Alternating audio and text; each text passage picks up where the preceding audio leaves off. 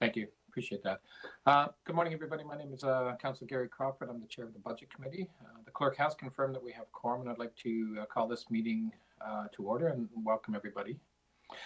Today's meeting is being held by video conference. City staff are also connecting to the public by the meeting by video conference. As City Hall remains closed, the public will continue to participate electronically and can watch this meeting streaming live on YouTube at youtube.com/Toronto City Council Live. And ask, of course, with everyone's patience if we experience any delays or technical problems during the meeting. And I'd like to remind staff to keep their mics muted and their videos turned off. This will make it easier for me as chair and for those watching on YouTube to observe members as they participate in the meeting. And members, please remember to keep your mic muted and your video turned on while we hear public presentations on the budget.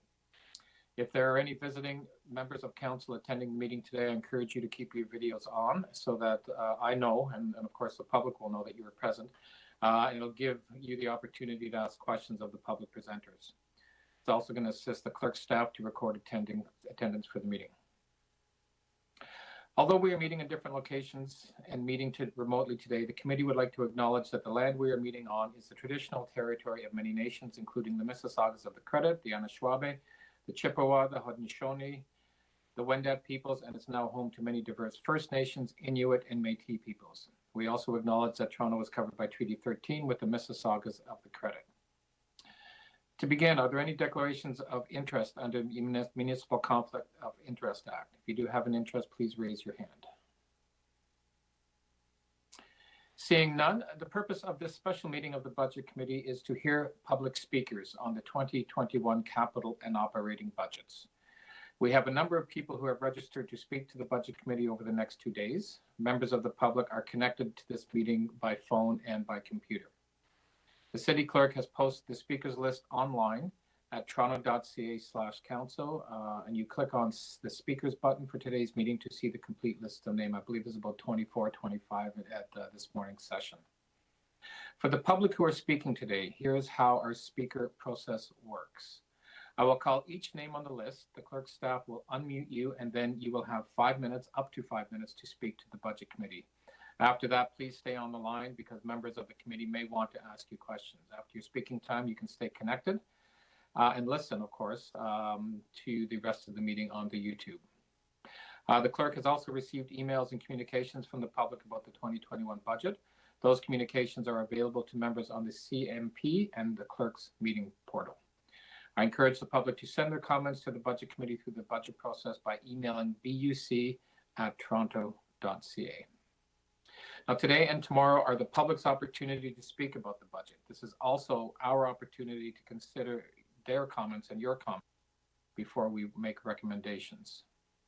We'll meet again on January 28th for our first wrap-up meeting, and then again on February 4th before we make our final recommendations to Executive Committee, and then, of course, on to full council.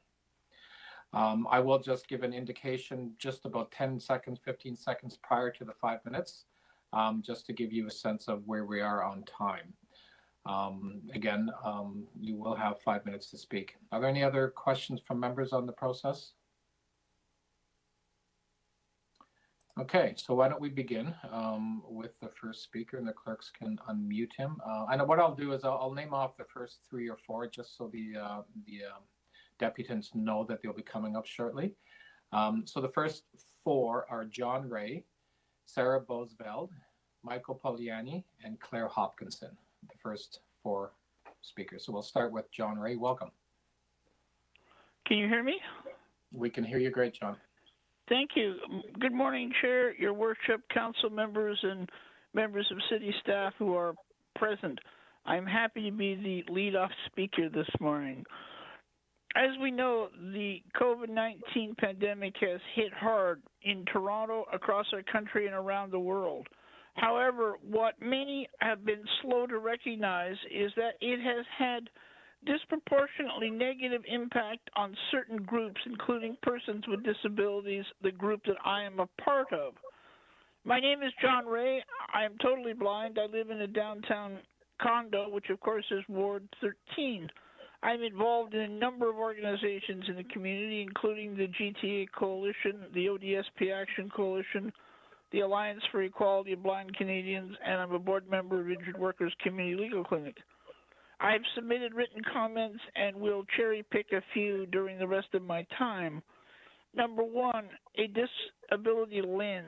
It is critical that all new programs, policies, and bylaws are fully scrutinized to ensure that they do not have any negative impact on the disability community, that they remove existing barriers and prevent the introduction of new ones. Number two, housing. It is critical that accessibility be added to affordability in the housing market. There is no reason why 100% of new housing units, yes, 100%, should not be constructed fully accessibly with universal design principles in mind. Today, too many young disabled people are forced to live in seniors' accommodations because of the lack of accessible housing. As you know, we have an aging population. Many seniors, that includes me, would prefer to remain where they have lived in the neighborhoods they are familiar with, but are often forced to relocate because of the inaccessibility of their existing premises. Number three, e-scooters. On the surface, committee, the issue of e-scooters, the new potential menace for our streets, may not sound like a budget issue. However, I maintain it certainly is. When I spoke to the committee that was considering the issue a couple of months ago, a couple of your colleagues indicated that the enforcement cupboard was rather bare in the city. And I believed them. And any new bylaw requires enforcement. Also, not only will these e-scooters represent a new menace, they will only further clutter sidewalks and accompanying areas where they are parked. These absolutely must be banned from Toronto forever. We don't want them on our streets. We don't need them, and they shouldn't be allowed. Employment. Already, City Council has considered the reinstitution of a central fund to cover workplace accommodation costs. I benefited from such a central fund when I worked for the Ontario government and believe it would take away one excuse not to hire persons with disabilities if the needed costs of accommodations would not have to come out of the division or department where the person works, but rather were covered by a central fund. Representation. The disabled community is not represented anywhere near in large enough numbers, either in senior staff or among you folks, the councillors, the people who make decisions in this city. Already, City Council adopted a proposal, a project to encourage more women to seek elective office, and I believe a similar project is needed for the disabled community. So where are we going to find money for some of these things? I think that's important to raise. I think a portion of the police budget could be reallocated to community projects. I think some new taxes could be imposed on vacant rental accommodations, and I recommend that work on the Gardner Expressway be postponed until future times. You have 15 seconds, John. Okay, in conclusion, we need a progressive, forward-looking budget that will not only deal with the inequities that persons with disabilities have faced before the pandemic, inequities that have been exacerbated during the pandemic, and as we look to the future in our great city, we need new initiatives to bring more of us into the mainstream of city life and society. Thank you for the opportunity to appear.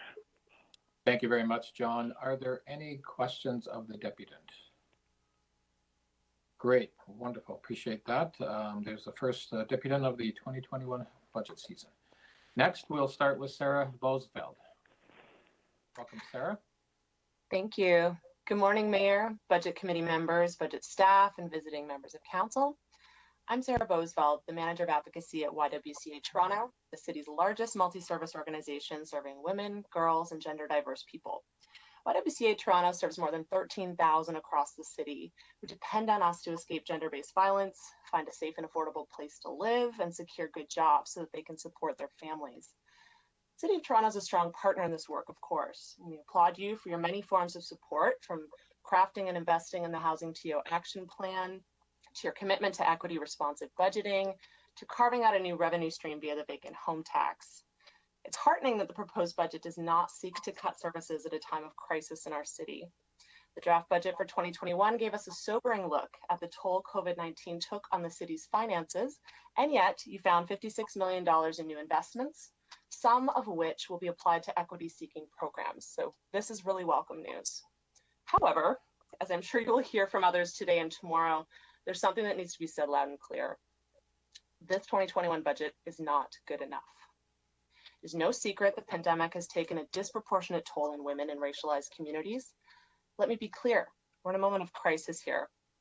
During the pandemic, domestic violence has risen by 20 to 30% nationwide. It's a troubling increase in severity impacting our shelters directly.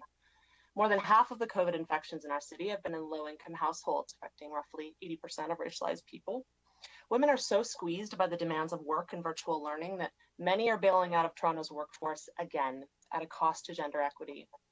More than 27 GTA childcare centers have had to close permanently due to unsustainable funding, and our own childcare center staff are worried about enrollment and finances. Now more than ever, our budgetary decisions have to be creative and responsive to the existing inequities that have been amplified dangerously by COVID. We know that women and racialized communities in the city are suffering, and Toronto will not recover if they do not recover. $56 million in new investments, well, of course, welcome, is the lowest increase in investments in new and enhanced services in 4 years.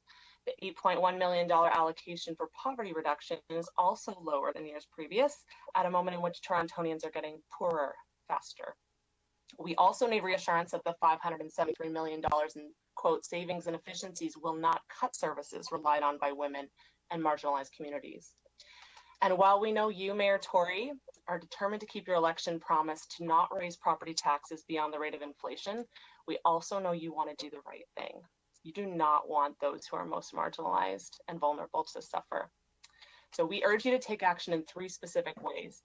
1, increase the residential property tax from 0.7% to 1.5%, and let the people of Toronto know that the difference will be designated toward combating homelessness and supporting those communities marginalized further by COVID, including a 0.5% increase in the city building fund. We also urge you to increase the municipal land transfer tax for homes worth more than $10 million and designate revenue from that towards supportive housing. 2, when you go to the federal government to ask for more money to fill our $1 billion budgetary gap, demand that their national childcare program be accelerated and that they provide immediate emergency funding to Canadian municipalities that will ensure that no more childcare centers close and that no more spaces disappear before their plan is implemented. They need to keep our childcare system whole until they follow through on their commitment for something new. 3, even with the freeze this year, the police budget represents nearly a quarter of the city's costs. Major crime was down in 2020. Council is committed to overhauling the police budget process to ensure that it is outcome-based. The $1.7 million earmarked for the community-based crisis response pilot is a step in the right direction, but it's far from enough in exploring alternatives community members are seeking. So we know our city council has been working hard, so thank you for that, as has this budget committee, to do the right thing throughout this pandemic. And we know that you have seen where we've been hit hardest and that you understand the disproportionate toll COVID has taken on women. In short, this year, more than any other year, we need to take bold action to help those in our city who need it the most. Women need your help. Those experiencing violence need your help. Those experiencing homelessness and unable to pay for childcare, they need your help. You can do more, and we're hopeful that you will. Thank you very much for your time. Thank you very much, Sarah. Are there any questions? Great. Next is Michael Poliani. Welcome, Michael. You'll have 5 minutes.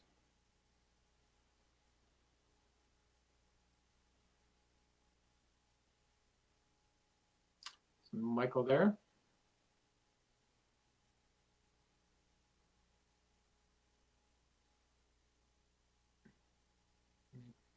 Hello, Michael. Okay, we may be having some technical difficulties. If Michael does get on, or if we can reach out to clerks, we'll try to do him a little bit later. Next is, so we have Claire Hopkinson next, and Celia Smith, and Nigel Carvalho. So next, Claire Hopkinson.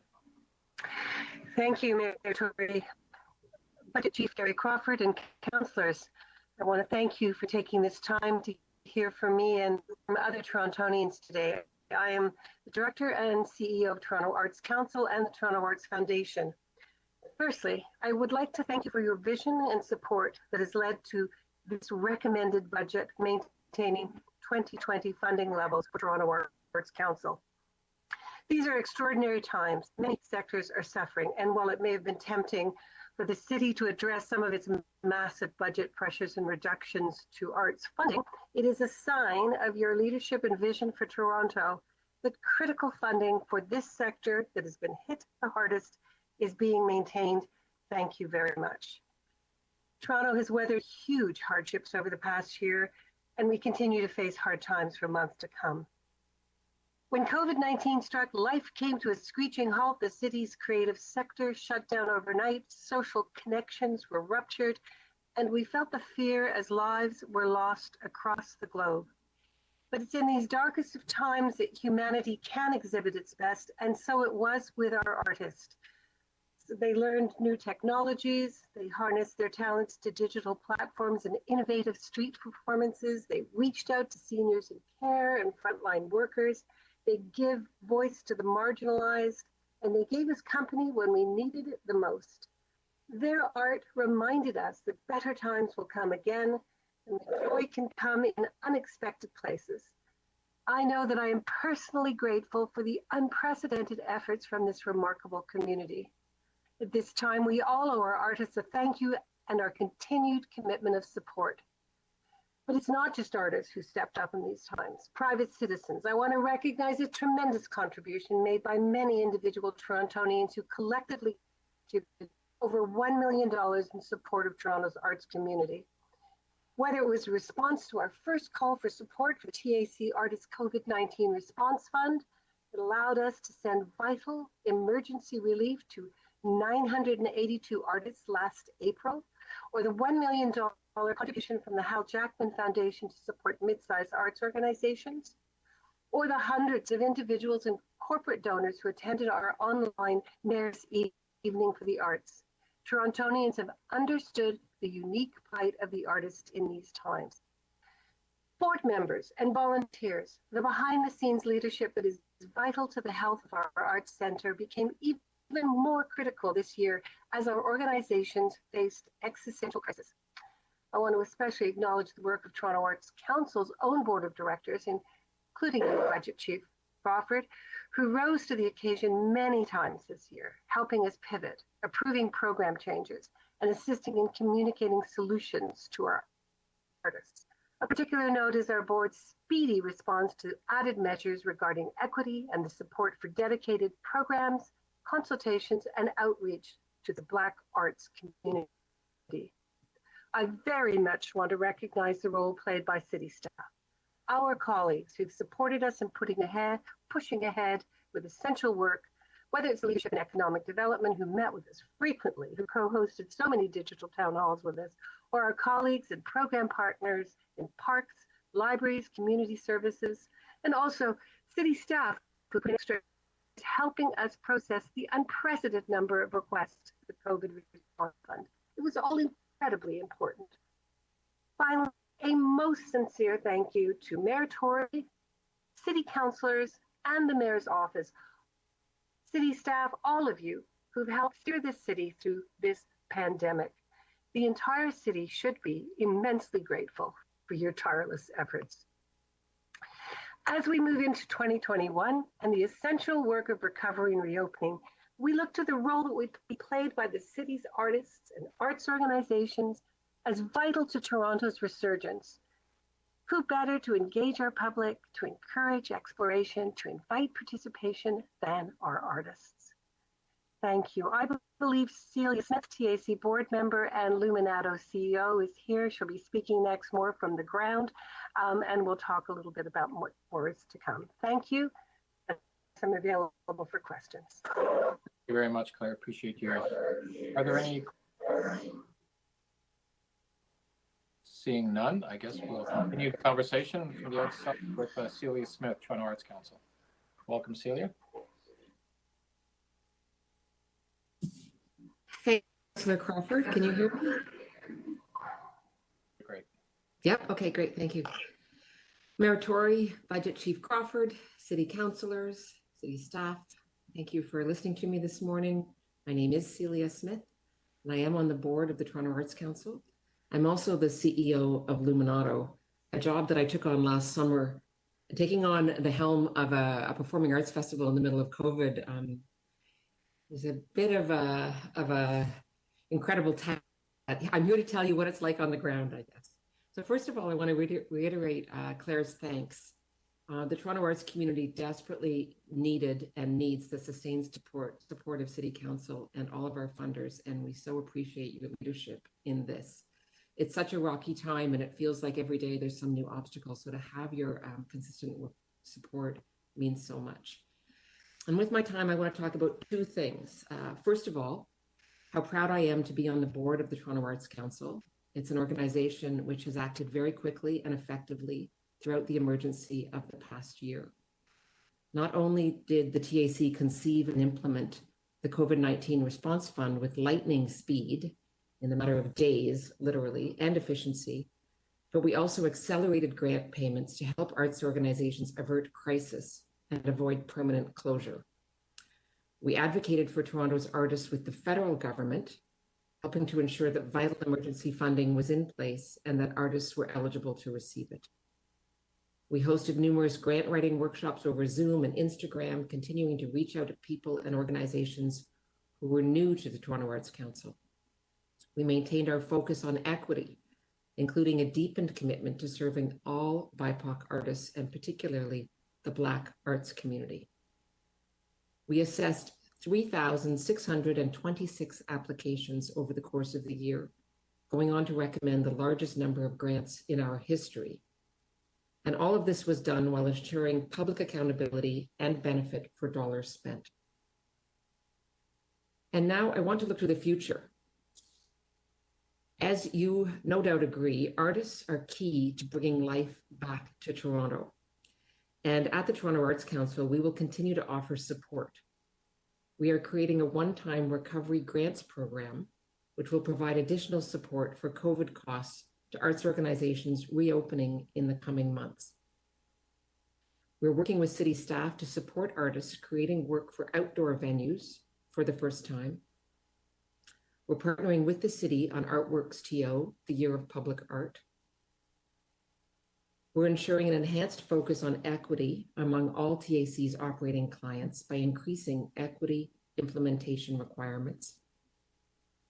And we are rolling out a new TAC Black African Diasporic Arts Grant Program of at least $500,000 annually within the next few months. And speaking as a leader in the arts community and specifically leading Luminato at this time, we, myself and our fellow arts organizations, were committed to bringing Toronto back to life quickly and safely, to encouraging residents to come back out of our homes and onto our streets to explore the Year of Public Art safely, ensuring social confidence, which I think is really one of the integral ways that we're going to both survive and recover from this experience, and inviting tourists back to Toronto as soon as it's safe. The mayor has characterized a vibrant arts sector as a jobs magnet. And so I would say watch again as we offer not only employment, but inspiration to both the workers in our sector and to the workers in all the adjacent sectors. And in that I would include tourism, small business, main streets, services. And as Claire said, we were the first out, we might be the last back, but don't count us down.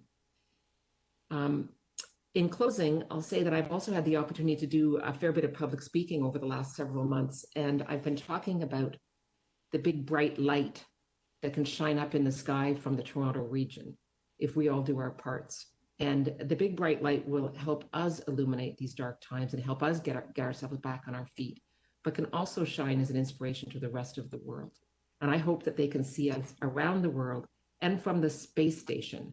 And they're going to say, what the heck is going on in Toronto? Why are those people so full of energy as they're facing the same crisis that the rest of us are facing? Where do they get their moxie from and their energy? And I think we get that from each other, and that energy comes from the artists and the work that they create and the feeling that it inspires in all of us. So thank you for continuing to support us, and I look forward to shining the light with you.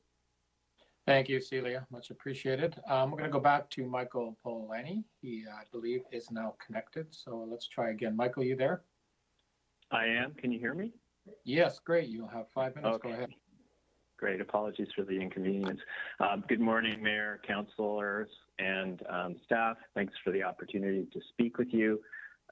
My name is Michael Polani. I'm the climate campaigner at Toronto Environmental Alliance. I'm also a resident of Beaches, East York. My partner and I raised our 2 boys in Ward 19. Our sons are in their 20s now, and I want to say they worry a lot about their future.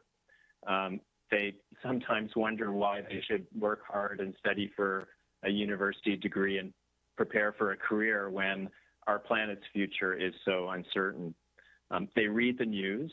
They know that just 2 or 3 degrees warming of the Earth will likely cause irreversible melting of the polar ice caps, flooding of over 500 coastal cities, an increase in droughts, fires, heat waves, famines, and up to 1 billion climate refugees by 2050.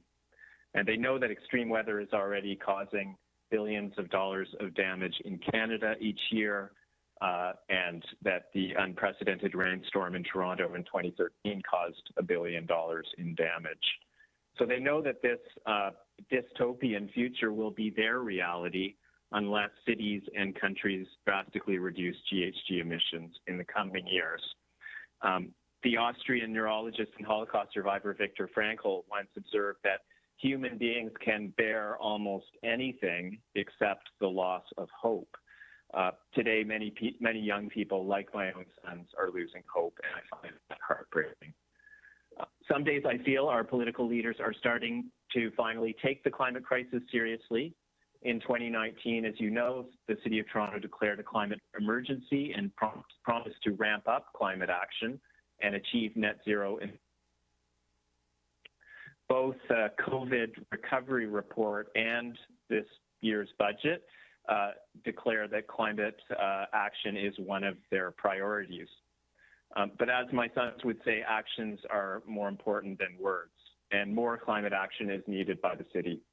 So here are 4 ways I would encourage you to strengthen action to address the climate emergency in this budget. First, I would urge you to adequately fund the Environment and Energy Division so it can deliver key commitments from the city's climate emergency declaration this year, including a net zero emission plan, a climate lens on city spending decisions, and a dedicated fund to support climate action. Don't reduce the division's already insufficient funding, as this budget proposes to do. Don't cut community environment grants in half. Second, don't make large investments in the budget that run counter to climate action, health, and equity goals. Don't, as this budget proposes to do, continue to allocate almost half of the city's transportation capital budget to rebuilding and repairing the Gardner Expressway. Don't eliminate the backlog, the repair backlog of the Gardner Expressway, while allowing the repair backlog of public transit to soar. Third, prioritize programs and infrastructure that are aligned with GHG emissions, improving health, and reducing inequity. So that means investing more in transit to improve service levels, not cut them, to accelerate the installation of priority bus and streetcar lanes to reduce commuting times and overcrowding. And it means ramping up investments in job-creating, emission-reducing projects like energy efficiency retrofits, the electrification of TTC buses, and the expansion of community food gardens, parks, and green infrastructure. Finally, address the chronic underfunding of housing, transit, community programs, and climate action by utilizing the revenue tools the city has equitably and adequately. And that means, as others have said, increasing homeowner property taxes to a level more comparable with other Ontario municipalities. Right now, Toronto has the lowest property tax rate of 35 Ontario municipalities. And finally, it means developing and utilizing other revenue tools within the city powers, like a commercial parking levy and a vehicle registration tax, with consideration given to equity impacts. Implementing a vacant home tax is a step in the right direction. Showing a willingness to use revenue tools you have will help you make a stronger case for financial support from provincial and federal governments, which is so badly needed. Thank you. I'm done. Okay. Thank you very much, Michael. Any questions? Great. Much appreciated for your deputation. I'll go through the next three people, and then we'll move on. Nigel Carvalho, Dr. Jeffrey Schiffer, and Frank Ramagnano. Is Nigel here? I heard that he may not be connected. Just want to confirm, is Nigel Carvalho connected? Nigel Carvalho? I don't think so. Okay. We'll go on next to Dr. Jeffrey Schiffer from Native Child and Family Services of Toronto. Welcome, Doctor, and you have 5 minutes. Thank you very much. Is the audio connection okay? Perfect. Perfect. Yep. Phenomenal. Thank you. Okay. Good morning, Mr. Mayor, City Council, clerks, and other guests. I just wanted to share a few words on the budget as others are doing, and I'll try not to echo too many of the statements that have been made by previous speakers. Really, I wanted to encourage us to take a moment to reflect on this budget and the context in which we find ourselves, where we see two massive intersecting challenges that face us as a city and, in fact, as a nation. And that's, of course, the COVID-19 pandemic, and also the incredible acknowledgement and recognition of the ways in which systemic racism continues to impact all of our major Canadian institutions at every level of government. I think that if ever there was a time for us to turn our minds towards innovations in ways that are transformative, we certainly together, as a circle of people working to achieve what is best for the people of Toronto, have arrived at that place today.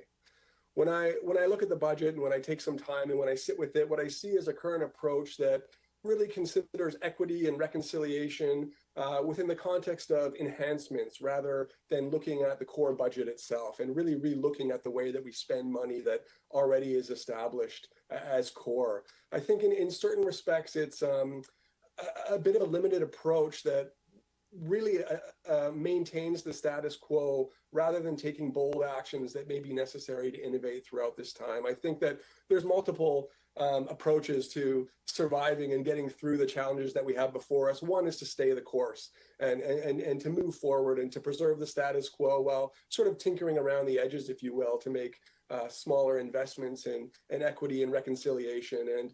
And you know, I'm reminded of a theory that I haven't thought of since my time in graduate school. I spent a few years in New York at Columbia University doing my PhD, and I recall the theory of punctuated equilibrium. And that's a theory that says that really complex, dynamic human systems, they change slowly, really, really slowly over time, except for when you shake that system up, except for when a big crisis occurs. And then we as human beings, as leaders, as partners to achieve change, have a finite opportunity to do something incredible.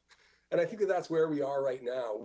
We're in a place where we really do have an opportunity to achieve something phenomenal. And you know, I had an opportunity to create the Indigenous Cultural Competency Training for the City of Toronto. And when I was in rooms at Metro Hall delivering that training to our directors, I used to ask, how many of you were here in 1834 when the Toronto Public Service was incorporated, and people would laugh, right? Because no one had been around in that day. And I would say, so none of you made the Toronto Public Service, but on a daily basis, you reproduce that culture by the decisions you make. And I would say, are you here to be replicators, or are you here to be innovators, right? Do we want to replicate the Toronto Public Service as it has been for quite some time, or do we want to innovate it? And I think that right now we have a real opportunity to innovate. And so I think that we missed some opportunities through the last year to really reflect on the ways that Indigenous innovation can lead and steer some of the work that we do through COVID. And one opportunity that we missed was not taking advantage of the suggestion of the Aboriginal Affairs Committee, which I co-chair with Francis Sanderson, to have TOR really name a reconciliation lead and to think really hard about the ways that we prioritize reconciliation and equity-based work in the new budget that's before us. And so I want to highlight, I know I'm running out of time, so I just want to highlight a couple of things. You know, by fall, the biological virus may largely be resolved in Toronto and elsewhere through, you know, a little bit of a shot in the arm. But I think all of us collectively realize that once the COVID-19 virus has been resolved, a secondary pandemic will be with us for many years. And that's a pandemic of accelerated poverty, mental health crisis, substance abuse, family violence, domestic abuse, human trafficking, all of the other challenges that we have not only seen become more acute within the context of this pandemic, but that we have seen disproportionately impact Indigenous peoples and peoples of color. So we need clear investments, much more than are currently contained within this budget, to address that. Because if the costs are not addressed up front, they will be compounded over time, and we will begin to be forced to address. They will become more expensive and more acute as we move forward. So, you know, a couple of things that I'd like to see is more clear investments, reaffirming the city's statement of commitment to Indigenous people, more clear economic contributions in that way, and then a more fulsome consideration of how the police budget in particular may be redirected to community programs to address some of these challenges that I've just spoken of. Chimigwich, thank you very much for the time. Thank you very much, Doctor. Next is Frank Rapagnano. Frank, from the Toronto Professional Firefighters Association. Good morning. I am the president of Local 3888, representing Toronto's firefighters, a great team of dedicated professionals tasked with keeping Torontonians safe. Let me begin by saying how proud I am to represent such a great group of men and women. The courage, compassion, and service firefighters demonstrate often in our public's time of greatest need has helped earn this essential group of frontline workers the public respect and support they deserve. Last week, you were told everything is working well with the Toronto Fire Service. I'm here today to tell you that is not the case. Currently, 23 out of 25 wards in Toronto are not meeting the standard for the first crew to arrive on scene. Some wards are missing the standard by almost 30%. On average last year, 13 fire trucks/crews were out of service daily because we didn't have enough firefighters to staff them. We are constantly moving trucks and firefighters around the city to try and fill gaps and mitigate the risk.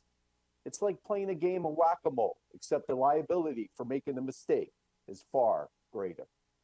A recent Eckler report that we had commissioned stated that we needed over 200 firefighters to staff all our 142 vehicles. A fire truck without firefighters is a fire truck that cannot help and thus a resource that is not available. Toronto Fire would only move further away from this standard if our challenges are not addressed. The fact is, outdated hiring practices are creating dangerous gaps in our ability to serve all neighborhoods appropriately. Our staffing shortages are a result of old hiring practices that have not been updated since amalgamation. Not only do those practices fail to plan for future need, but hiring has not kept pace with our city's rapidly growing population or for legislation and regulatory changes. Not only have we not seen staffing levels keep pace with the city's increase, but staffing levels have actually reduced. In addition, rather than basing hiring on readily available projection, the process Toronto takes is to hire has created larger gaps between retirements and new hires. This has created unnecessary risk for the people of Toronto. We also face increased staffing shortages to changing legislation. regarding PTSI and other workplace directives that affect our daily numbers. We have made this report available to you, the mayor and city council, and this staffing shortage problem has been acknowledged. In fact, Deputy Mayor Thompson said, and I quote, "The risk is enormous." With the city growing in size, we need to update hiring practices and funding so firefighters can be available when needed. We know Torontonians do not support this shortage. A Polera poll conducted just before Christmas showed that 69% of Torontonians supported increasing the fire service budget at above the rate of inflation. To be clear, we understand the financial challenges and pressure the city is facing due to the pandemic. But we ask that you look at the data. The numbers state unequivocally Toronto Fire has a staffing shortage that is not being addressed in this budget. We are requesting that council deal with this issue of adequate staffing. We did not get into this situation overnight, and of course, we will not get out of it overnight. A long-term staffing plan needs to be developed for the Toronto Fire Service. Equally important is the need for short-term to mitigate the hiring gap that has only worsened with the COVID-19 situation. Toronto firefighters have been tasked with keeping the people of Toronto safe for almost 150 years, a responsibility that we take most seriously. We ask that council help us do that job with the appropriate resources. Thank you for your time. Thank you very much, Frank. I think I had a question from Councillor Layton, I believe. Oh, actually, you know what? We have to do outside councillors first. I just noticed. So, Chris, Councillor Wong-Tam, you'll start with the questions. And we'll do go Councillor Layton and McKelvey after that. Thank you very much, Mr. Chair, and thank you to for the deputation.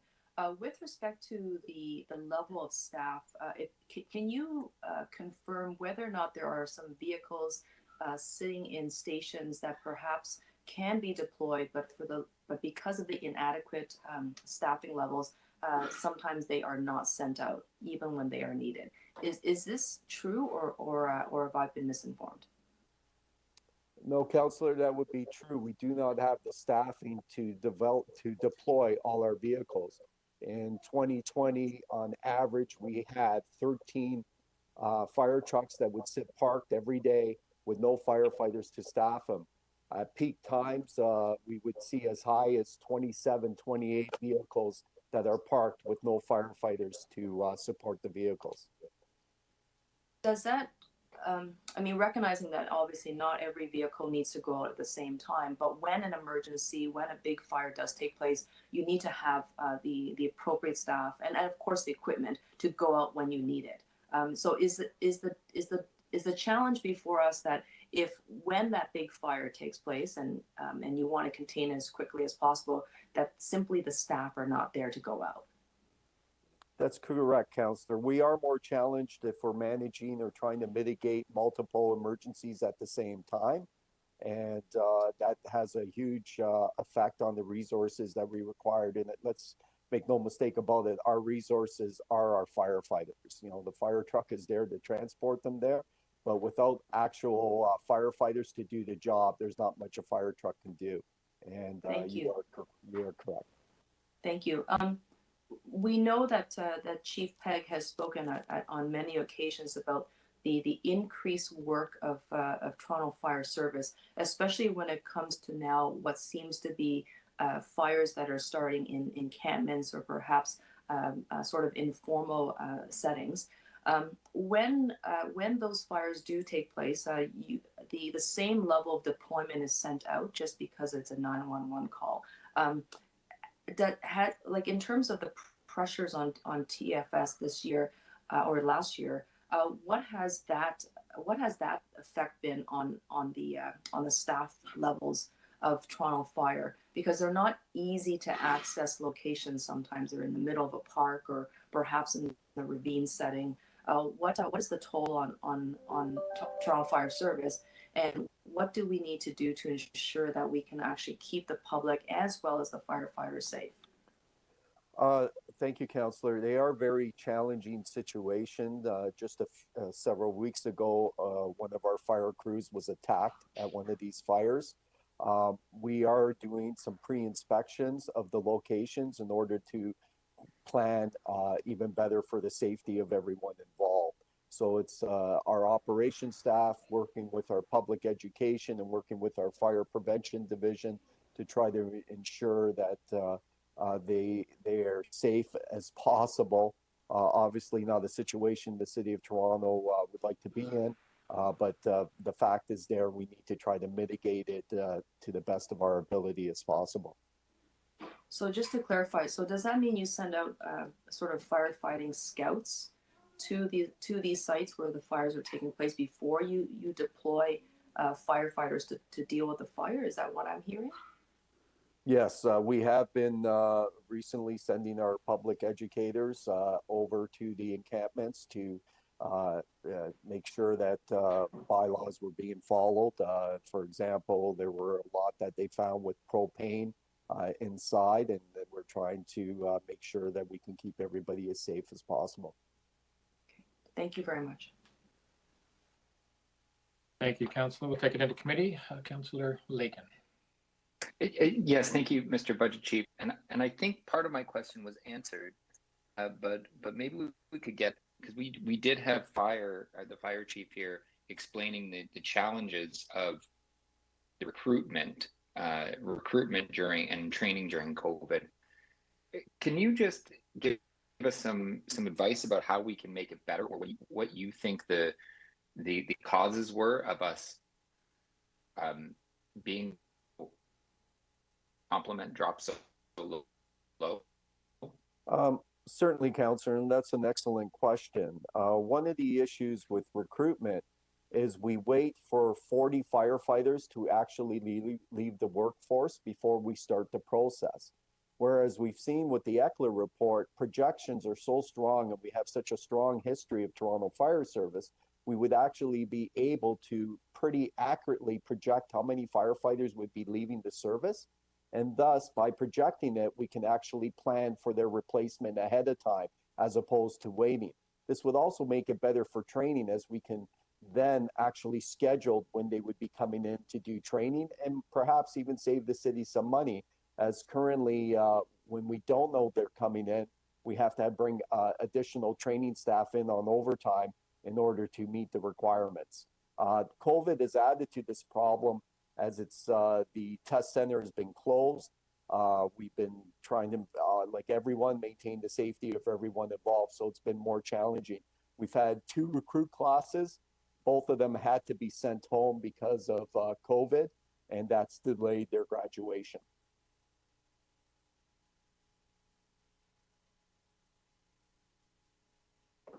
Thank you, Councillor. Thank you, Mr. Chair. Councillor McCully.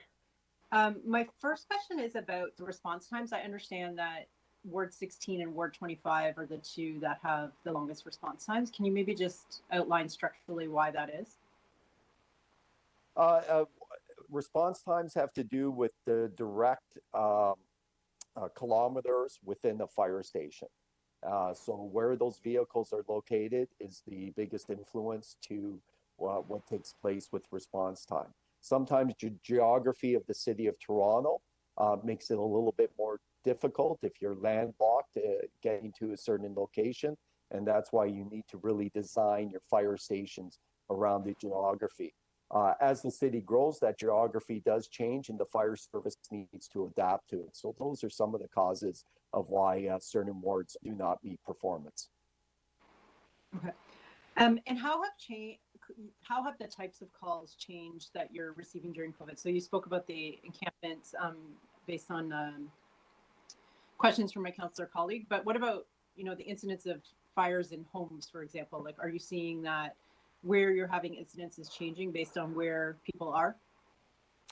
Currently with COVID, our fires are up as people are home more, so there's the greater opportunity for accidents to take place. I believe we've had a 16% increase in 2020 on the amount of fires. In general, what we're witnessing in Toronto is a switch to high-rise living. They're far more complicated fires. They require more staffing to mitigate.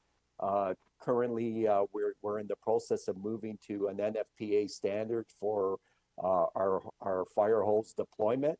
which is extremely labor intensive. It's some of our biggest holes that we have, and you can imagine when fully charged, trying to move it inside a high-rise structure. These are all things that require labor, and that's why the staffing is such a concern to us.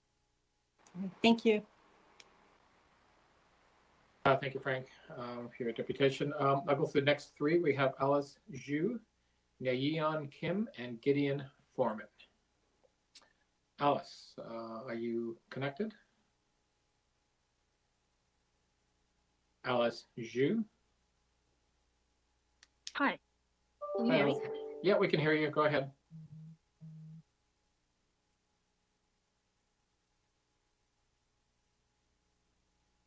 You there, Alice? Sorry, my internet is bad.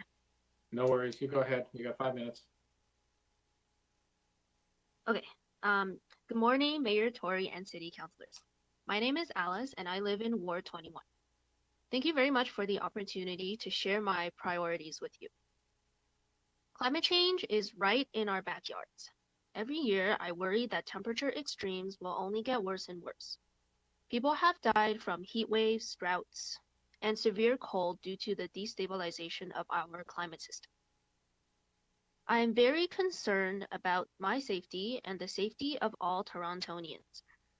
To prevent the worst from happening, we must ramp up our climate action to meet our 2030 and 2050 emission reduction targets.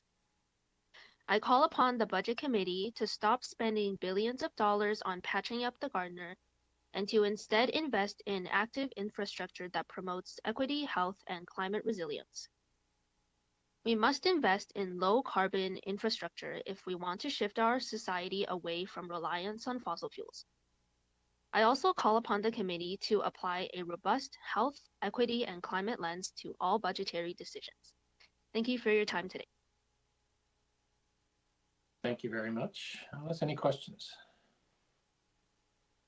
Seeing none, we'll go on to Nyeon Kim.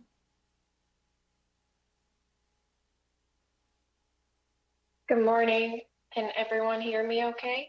We can hear you great. Go ahead. Okay, thank you. Good morning, Mayor Tory and City Councilors. My name is Nyeon Kim, and I'm speaking as a resident from Regent Park, Ward 13. Great to see you, Councilor Wong Tam. Thank you for everything you do every day. Before I begin, I wanted to acknowledge and give thanks to the Indigenous territories we gather on. As an uninvited immigrant to this stolen land where people dreamed and people hoped, where promises were made and broken, I'm grateful for the many opportunities I've had to be able to call this place home.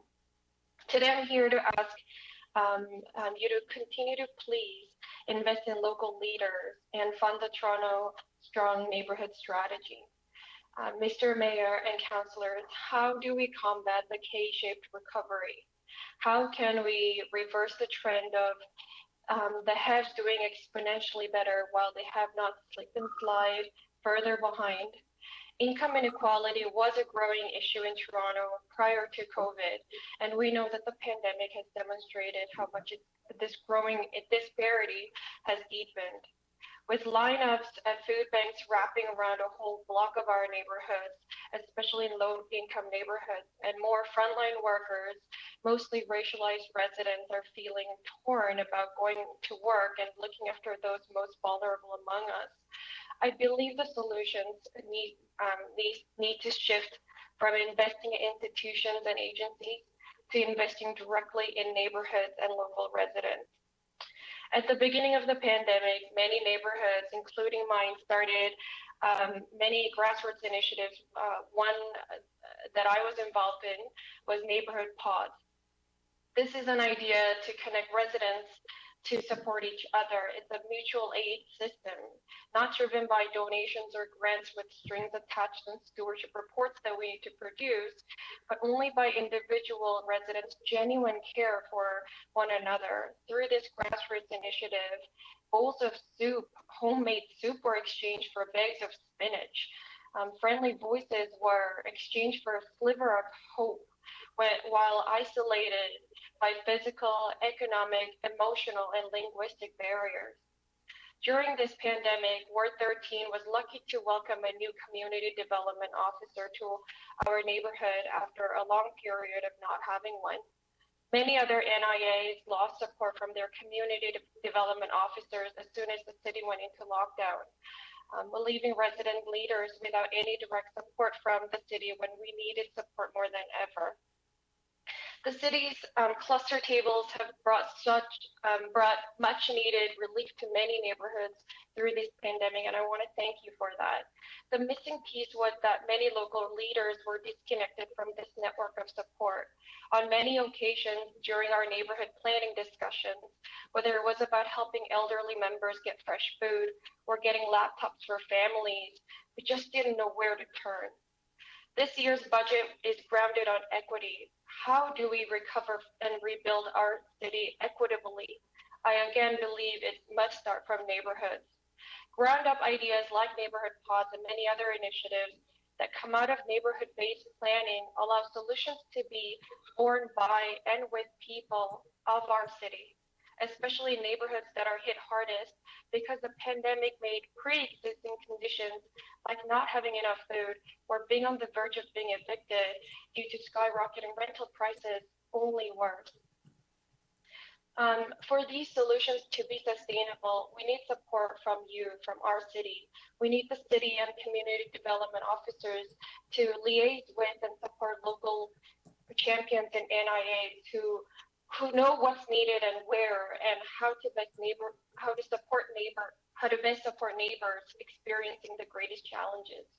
So in closing, I hope the committee will consider continuing to fund the Toronto Strong Neighborhood Strategy so that as we reimagine our future for our beloved city, we focus on people first. And I believe that's how we rebuild our city equitably. Thank you. Thank you very much, Nyeon. Any other questions? Councillor Wong-Tam. Thank you very much, Mr. Chair, and thank you for the deputation. I just have one quick question for you. With respect to the strong neighborhood strategy and oftentimes the type of community grants that the City of Toronto provides, you stated that it would be best if we could make sure that the money flows directly to community. The program is designed in such a way that that is the intention. But are you seeing systemic barriers, perhaps that the money is not flowing directly enough or fast enough, or perhaps the quantums are too modest? And can you speak to that a little bit further? Thank you. Thank you. So as some of you know, that Regent Park was able to get a huge grant for neighborhood initiatives. The barriers that we see are, one, absolutely the total amount that's available for the amount of work that needs to be done, but two, also that sometimes having to have a trustee also that becomes a barrier for a lot of grassroots initiatives and neighborhood-based programs.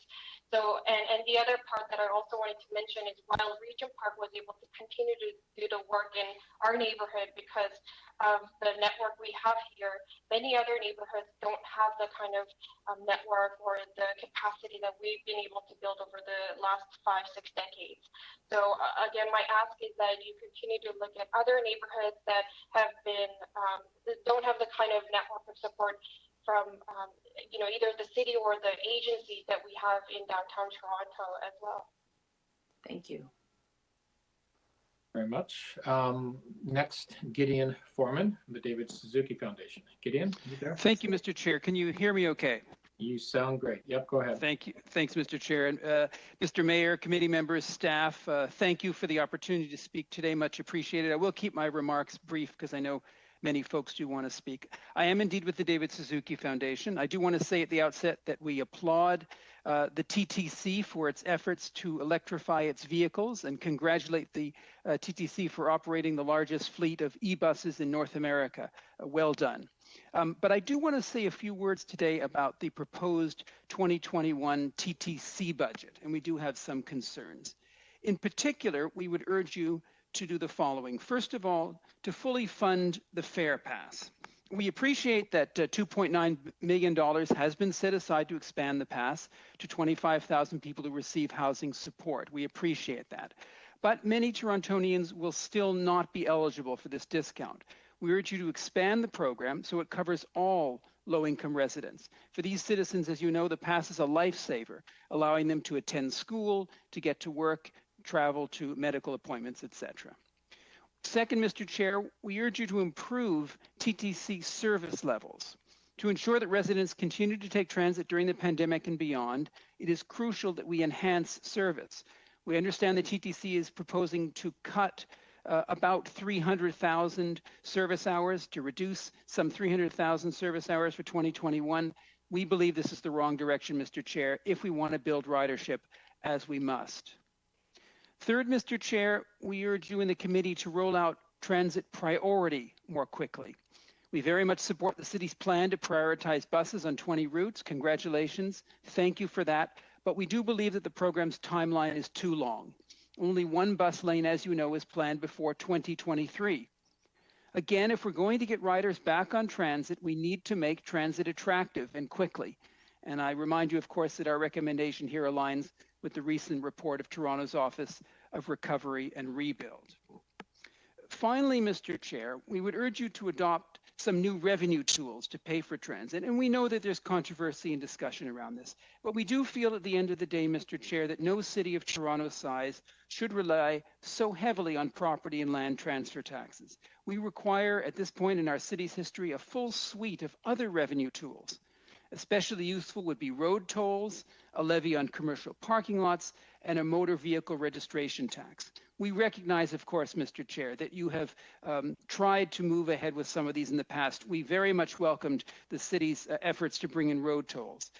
We were very supportive of the motor vehicle registration tax when it was implemented. We urge you to come back to these, Mr. Chair. It's a new world now, and we ask you to reconsider. Any of these tools, as you know, would bring the city tens of millions of dollars annually. It would help to bust traffic congestion, and not least, Mr. Chair, it would assist Toronto in meeting its climate goals. Thank you, and I'll leave my comments there. Very much. Questions? Councillor Carroll. Thank you, Mr. Chair. Mr. Foreman, hi. Hi, Councillor. Just a question. You ended on the revenue tool side of things, and you mentioned it's a new world now. Could we anticipate that we really need to look at those that are available to us now, and you listed those, but also to look at those that we might be asking permission for, because so that we're ready for that point in time we're asking the other governments for cash is probably not going to be as palatable when we get out of the pandemic. They'll be reducing their own debt. So should we maybe do two things, that the revenue tools you listed plus a conversation about what else is possible? Absolutely, Councillor. I mean, I just mentioned a few because we see them, frankly, as low-hanging fruit because they have been considered and in some cases already used. But you're absolutely right, Councillor. We should be looking at a whole range, including new revenue tools.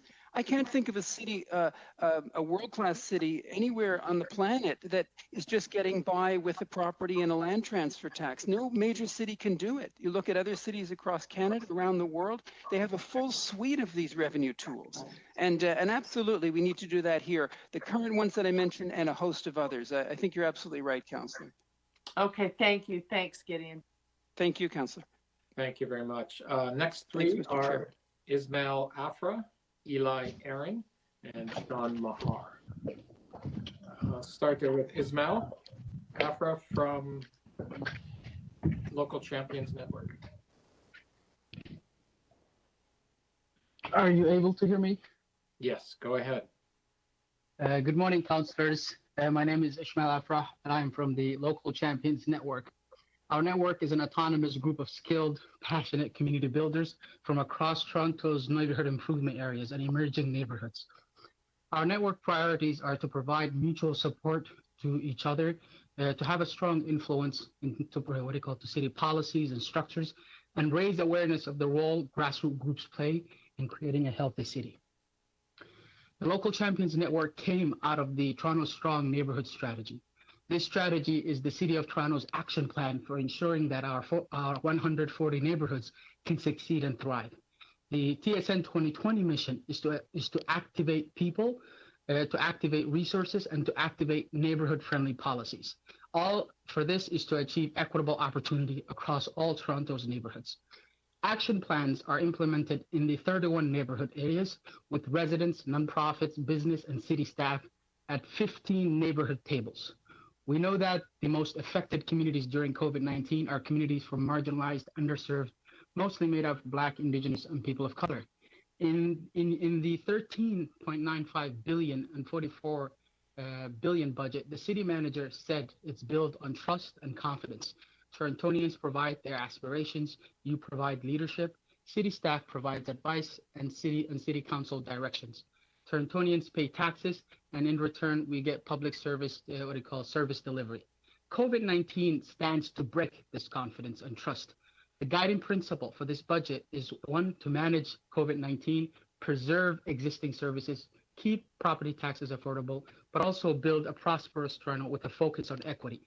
These principles have not been followed when it comes to the neighborhood improvement areas and the Toronto Strong Neighborhood Strategy. Our tables have been shut down, city staff and resources have been pulled in an effort to respond to COVID-19. This is understandable at the start of COVID-19. Instead of working within our table, new alternative table called cluster tables have been created that exclude residents on those tables. In the beginning of the pandemic, the shutdown made sense, but there was no pivot.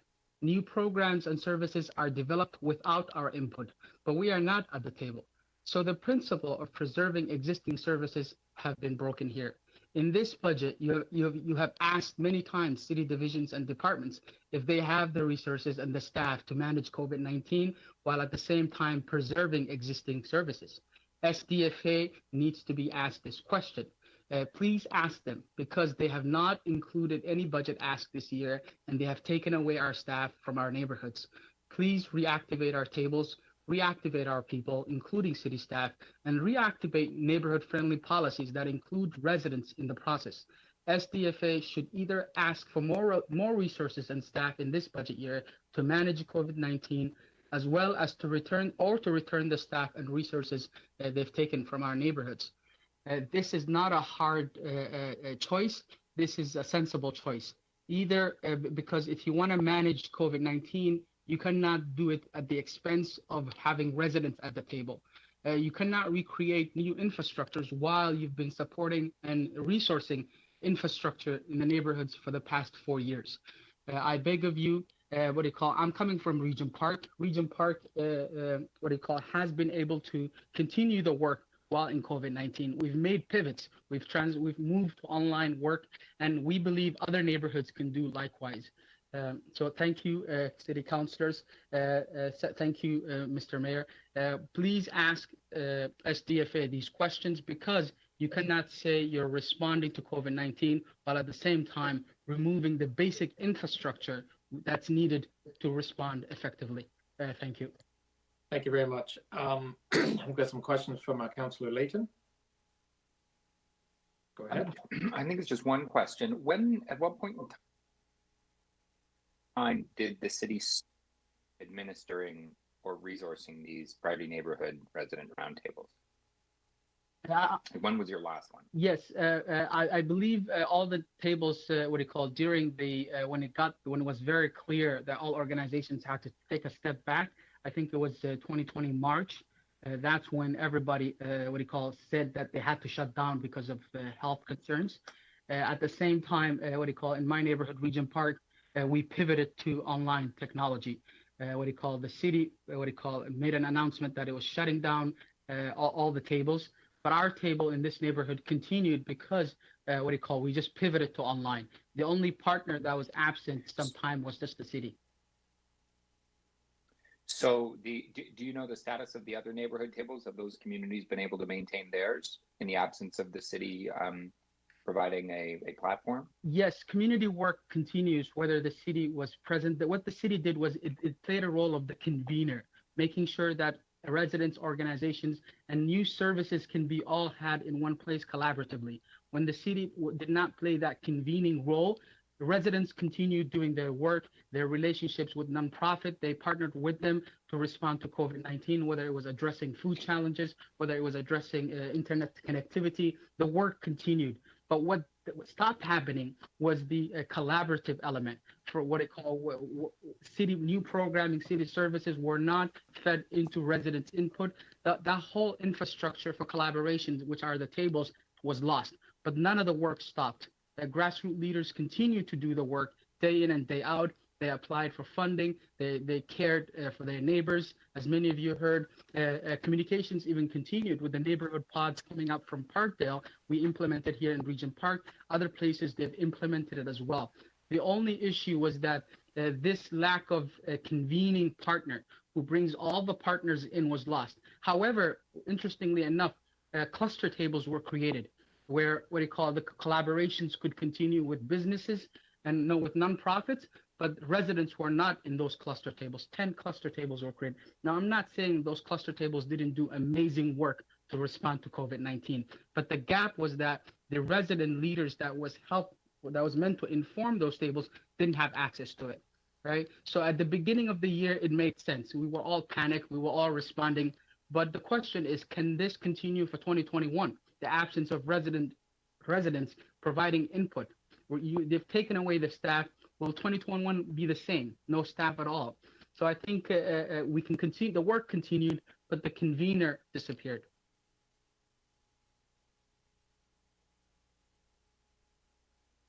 Next, we'll go on to Eli Aaron from the Toronto Youth Cabinet. Hello? Yep, you're here. Welcome, Eli. Okay, great. My name is Eli Aaron, and I am the budget lead at the Toronto Youth Cabinet. $15 billion. That is the city's projected state of good repair backlog if we stay on our current path. Our transit system, our roads, our recreation facilities, and libraries will crumble. We cannot let that happen. The city has a responsibility to provide high-quality public services to all Toronto residents, and much of that depends on adequately maintained infrastructure and assets. The department budgets clearly state that current funding levels are not adequate. The State of Good Repair briefing note says, quote, "The city will need to explore sustainable long-term financing strategies to address this issue on an ongoing basis," end quote. We need to start by immediately conducting a review of rebuilding the Gardiner East, which will utilize $900 million on 1 kilometer of a highway, while the city's road maintenance budget is facing a $4 billion shortfall over the next decade. Rebuilding 1 kilometer of highway at the expense of allowing the city's entire 5,600 kilometer road network to deteriorate is not a good use of resources. In addition, we absolutely need more revenue. All options need to be examined. And there are several revenue tools that we have access to that we're not currently utilizing. Beyond the state of good repair backlog, there are also billions of dollars of important and approved projects which have been left out of the capital plan because there is simply not enough funding. While some positive steps have been made towards beginning the process of reforming policing, for the last 3 years, the Toronto Youth Cabinet has been asking the city to fully fund the 2018 Immediate Steps to Address Gun Violence strategy. If we are truly committed to reforming our approach to community safety, we need to fund programs to address the roots of violence. These initiatives cannot be delayed any longer. Allocating a few $1 million towards vulnerable youth should not be an issue, considering that the recommended budget includes over $1 billion in city funding for the police service. We also don't know whether the poverty reduction strategy is funded or not, because an update on the funding required to fully implement it will not be made available until after the budget is approved in the second quarter of 2021, excuse me. In terms of consultation, I valued the experience of serving on the External Equity Review Panel for 2 years, but more has to be done to consult the public on the city budget before it's formulated. Toronto residents should be asked about their priorities before the budget is released. Budget modernization has been in the works for several years, and this should be the final year of presenting a budget without public input. So just in closing, the state of good repair backlog needs to be addressed and revenue tools need to be examined. We need to make sure that we have programs in place to address the roots of violence. We need to know whether the poverty reduction strategy is funded, and our budget needs more consultation in the future. Thank you. Thank you very much, Eli. Any questions? Take it into committee. Councillor Carroll. Thank you. Yes, Mr. Chair. Hi, good morning, Eli. Hi. Hi. The youth cabinet asked about this before the last election. They asked, and I've advocated for it as well, full disclosure, but the youth cabinet specifically asked that we have a beginning of term consultation that would sort of set the tone for all budgets in a term of office. For whatever reason, we didn't do it.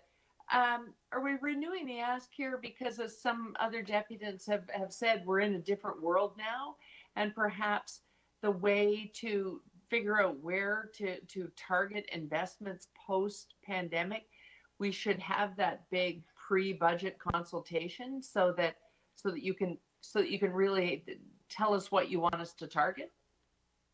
Yes, I think that's certainly part of it, that we're in a different situation now. But I think we were also expecting that there was going to be a long-term financial strategy 3 years ago, and that was supposed to include consultation. And that strategy never really happened. So that's part of it. Also, I think on an annual basis, there needs to be consultation, asking people what their priorities are before we decide what our funding envelope is, and then try to fit all of our priorities into this decided funding envelope without asking people what their priorities are. So right, I do agree. The reason you want it before. Exactly. Yes, but I do agree we're in a different situation now with COVID, with all these issues that are even greater than they were before, and that's certainly a big part of it. Okay, and you represent the youth cabinet in terms of finances. Have they been able to continue to meet virtually so that the priorities you're telling us are really reflective of the youth cabinet? Yep, we have. I don't think we've really missed a meeting since COVID, really. That's outstanding. That's great to hear. Okay, invite me anytime. Thank you, Eli. Okay. Thanks, Councillor, and thank you, Eli, for coming. Next is Sean Mahar.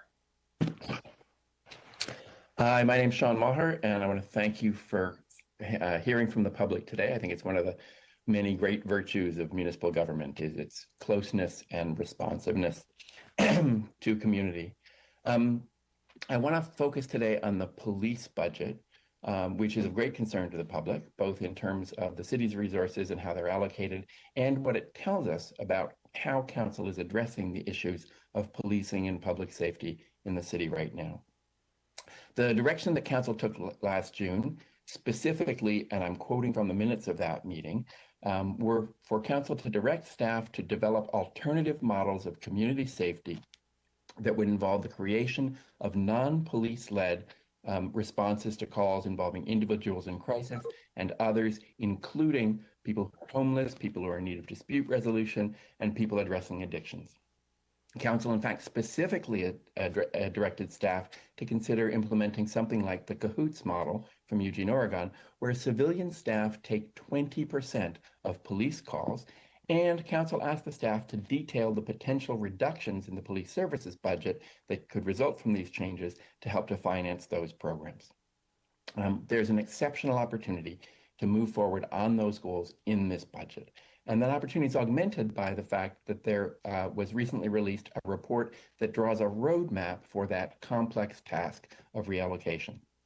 The report, Rethinking Community Safety, was submitted to this committee by the Toronto Neighbourhood Centres and was sent directly to all councillors on January 4th. It maps out how we can build a more comprehensive, multidisciplinary response to community safety rather than asking police to do it all.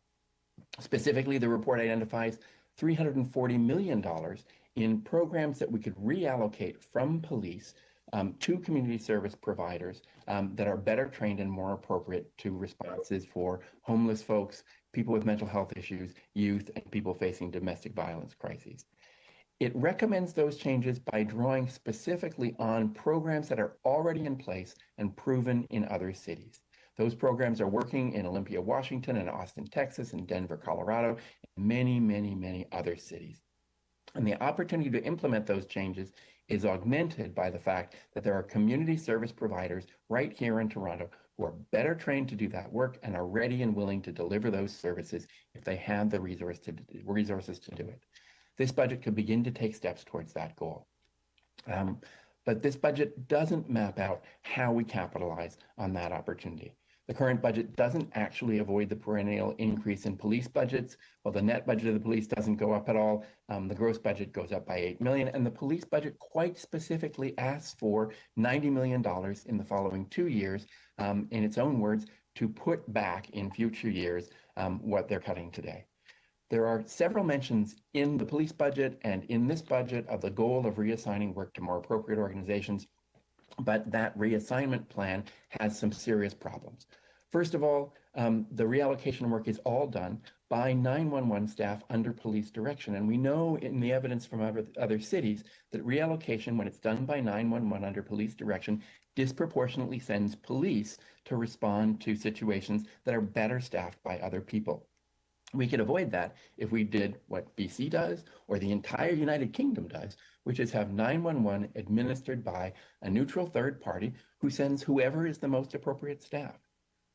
The reallocation work also doesn't map out any reallocation of resources. Well, there will be work done at 911 to send non-police staff to respond to various kinds of crises. There isn't increases in the funding for all of the different service providers who will potentially be called on to do that work. And more importantly, there's a significant gap in the concrete planning for how this ongoing transition goes forward.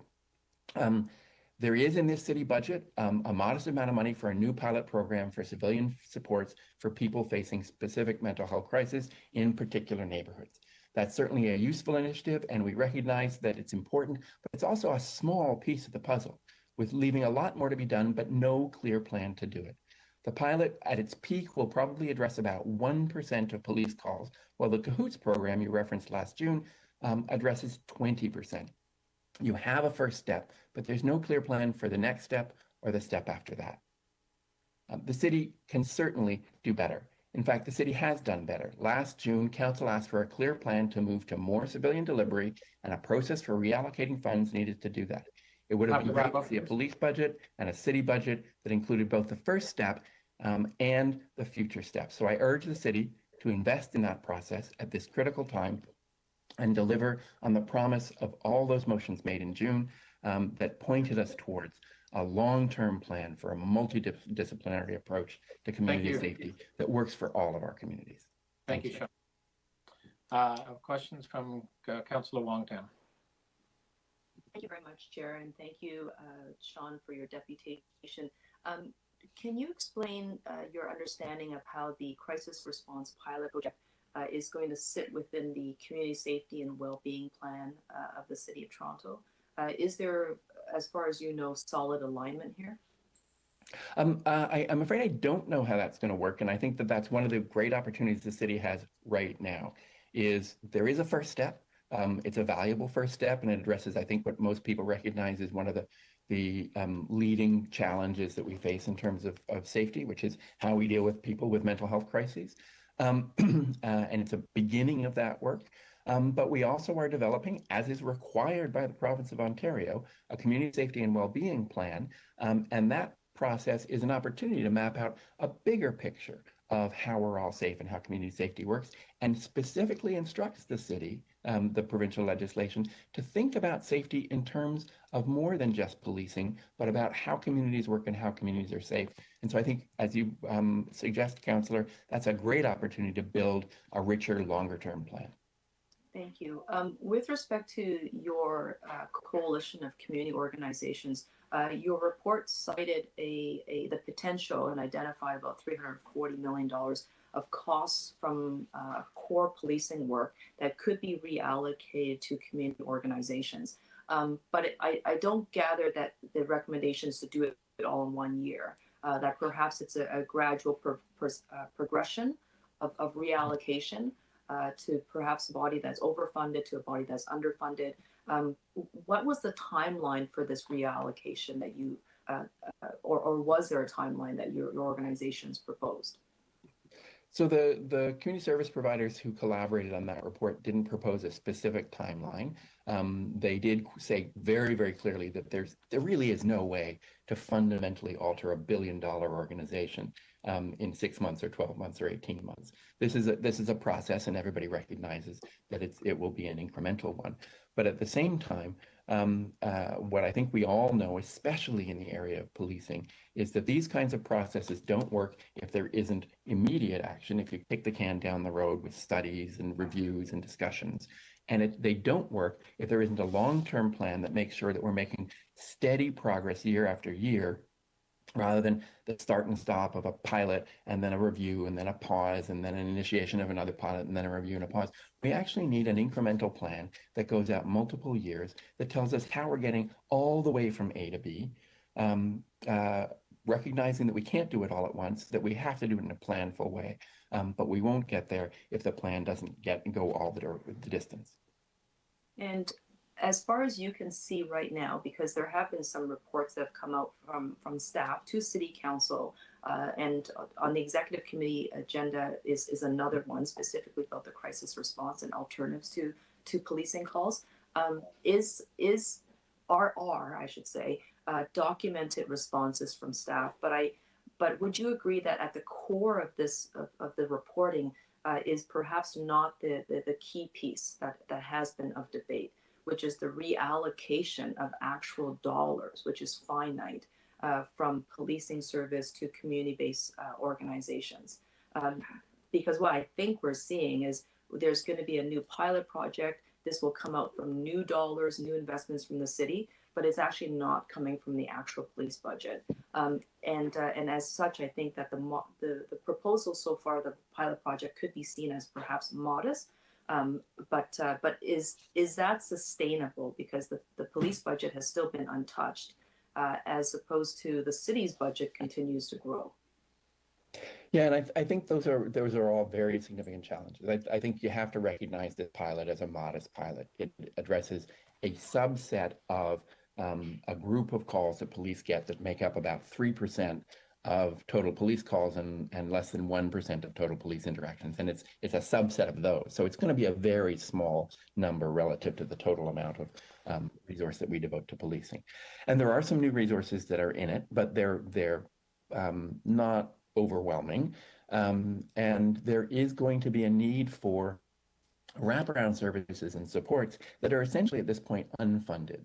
And they are unfunded in part because I think everybody recognizes that the city is not awash in cash, that you're facing serious fiscal challenges, and looking to find ways to make new investments probably requires looking carefully at what kind of offsets there are. And the logical place to find an offset, as we would with any department that the city funds, is to say when Department X stops doing something and Department Y starts doing it, the resources go with that. And we haven't really tackled that question here. We haven't talked about how funds come from the police to very tightly cash-strapped community service providers to enable them to deliver these kinds of programs in a full and robust way. Thank you, Ken. Thank you. I'll take it into committee. I think Councillor Carroll had a question, and Councillor Layton after that. Yes, thank you. Good morning, Sean. Your comments are about the budget in some ways, but they're also about the report that's on its way to executive. You know, we could sit here as council members saying, well, we're going to tackle this in executive in a couple of days, so this person should calm down.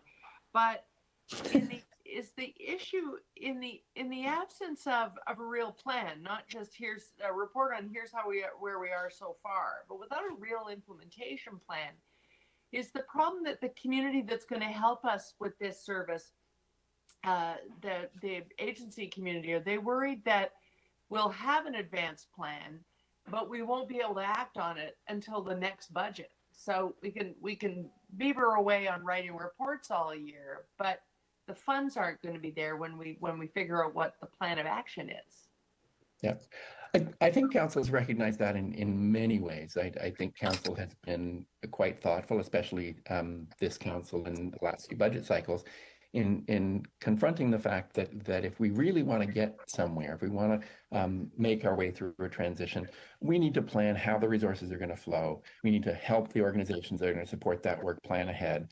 And we need to give people really clear signals about where we're starting, how it's working, and where we're going to end up. And we don't have that here. What we have here is and I have to compliment the staff at Social Development, Finance, and Administration. They've been thoughtful and engaged and consultative. But what they've been able to put on the table so far is only one step in something that I think we all appreciate is a big and complex issue. Right. And so what the budget committee has to decide is whether or not we're leaving them enough funding flexibility for what their deliberations may come up with, in quarter number 3. Enough funding flexibility and the scope to plan and fund the full range of things that they need to tackle, yes. Right. So, for instance, we're going to see a report on Wednesday that tells us they can do all of that with $5.5 million. Is that a number that makes the agencies nervous that we'll be partnering with them? I think you'll see a couple of items in this budget, and if you look at the detailed table for this program, that would make anybody nervous. And one is that each of the 4 programs will have an operating budget of about $1.4 million, $1.5 million a year, and the wraparound services like safe beds and intensive case management and ACT teams.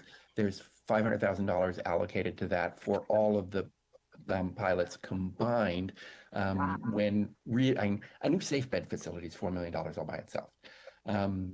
Intensive case management teams about $5.5 million. So we really don't have enough, A, to do the outreach and engagement, but B, because we're not reallocating, we don't have a funding source that's adequate to fund the wraparound services.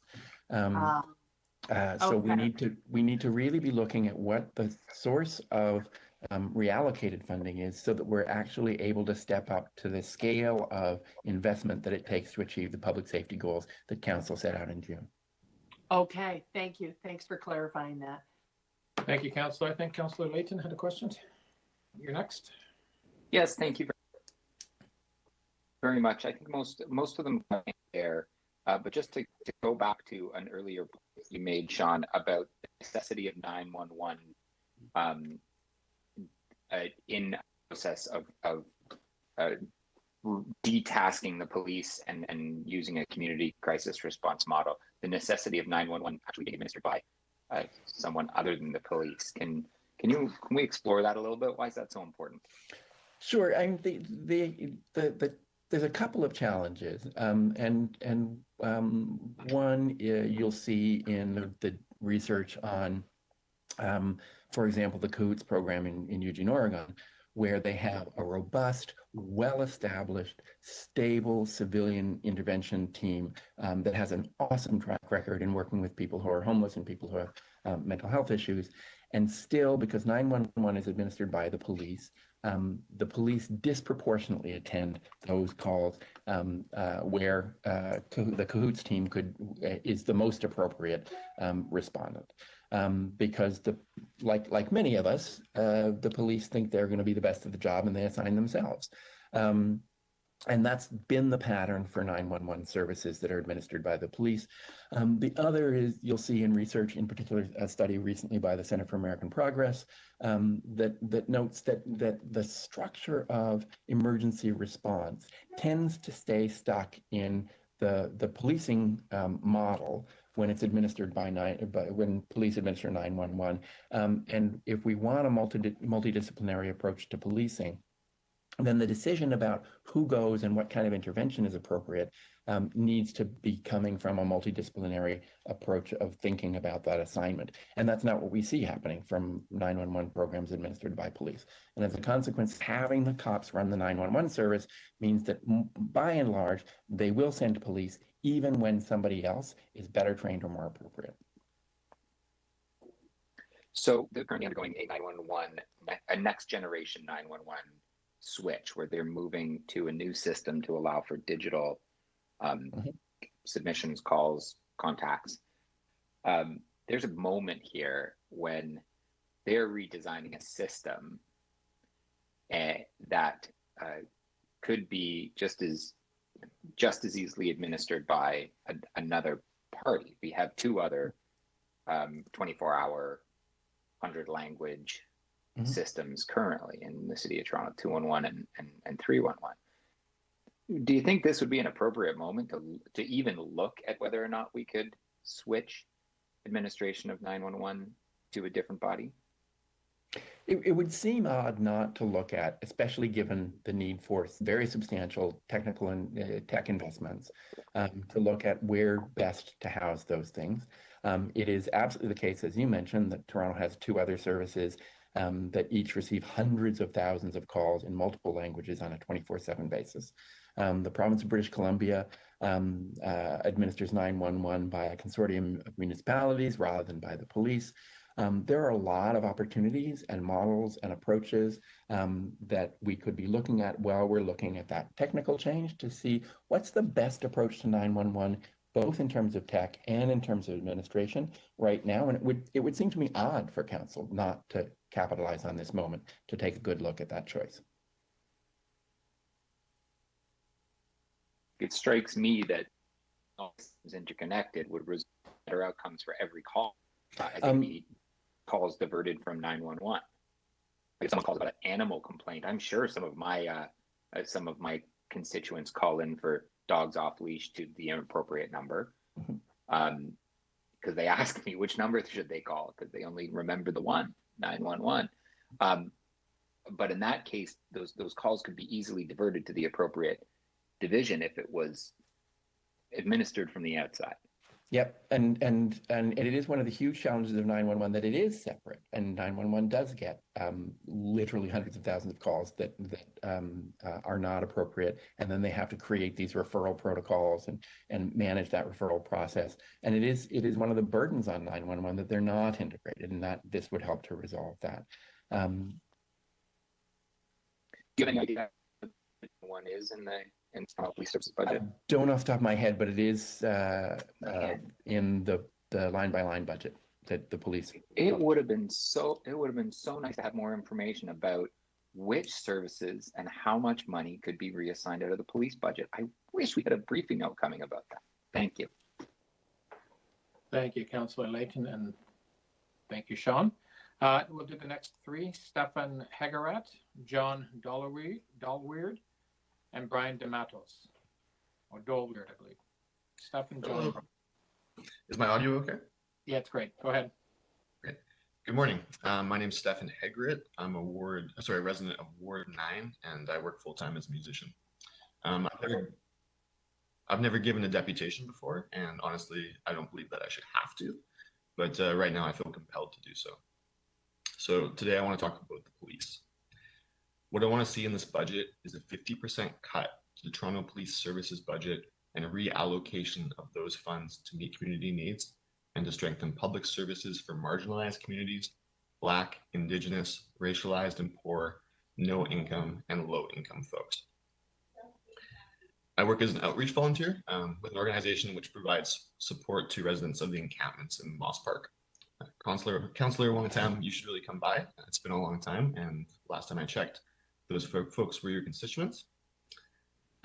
It sickens me to think that while our neighbors fight for their lives outside in the middle of winter, the Toronto Police Services, a service we largely do not need, receives more funding than Toronto Community Housing, shelters, support and housing services, transportation, employment and social services, and libraries combined. Housing TO just recently, I think in the fall, passed a motion that will prioritize shifting funds away from the shelter system and into supportive housing. Activists and residents know that we need more funding for both of these systems. We could have more funding for both of these systems. We could have better public housing systems in the city than we ever have if we defund the police by 50%. Councillor Bilo held a town hall this past week, and she was pressed about her commitment to defunding the police and moving towards community safety models. She responded by saying that she believes things are moving in that direction. To me, this highlights City Council's awareness of the inevitability of what so many Torontonians are asking for. It shows that the members of this committee know that the pressure from the Toronto Police Association, the promises of campaign funding, the white supremacist status quo, and whatever other perverse reasons there are not to act are only delaying this inevitability. Where's the urgency? Where's the urgency when members of our community are being murdered by the police? Sammy Atim, Regis Korchinski-Paquette, Jamal Francique, DeAndre Campbell. The list continues to grow and they're not coming back. So I suggest that you say their names and you remember. Because as much as the police are to blame for these killings, it's also the lack of urgency. We need to defund the police by 50%. In the summer, there was a provision in the Councillor Matt Lowe Wong-Tam motion to disarm the police.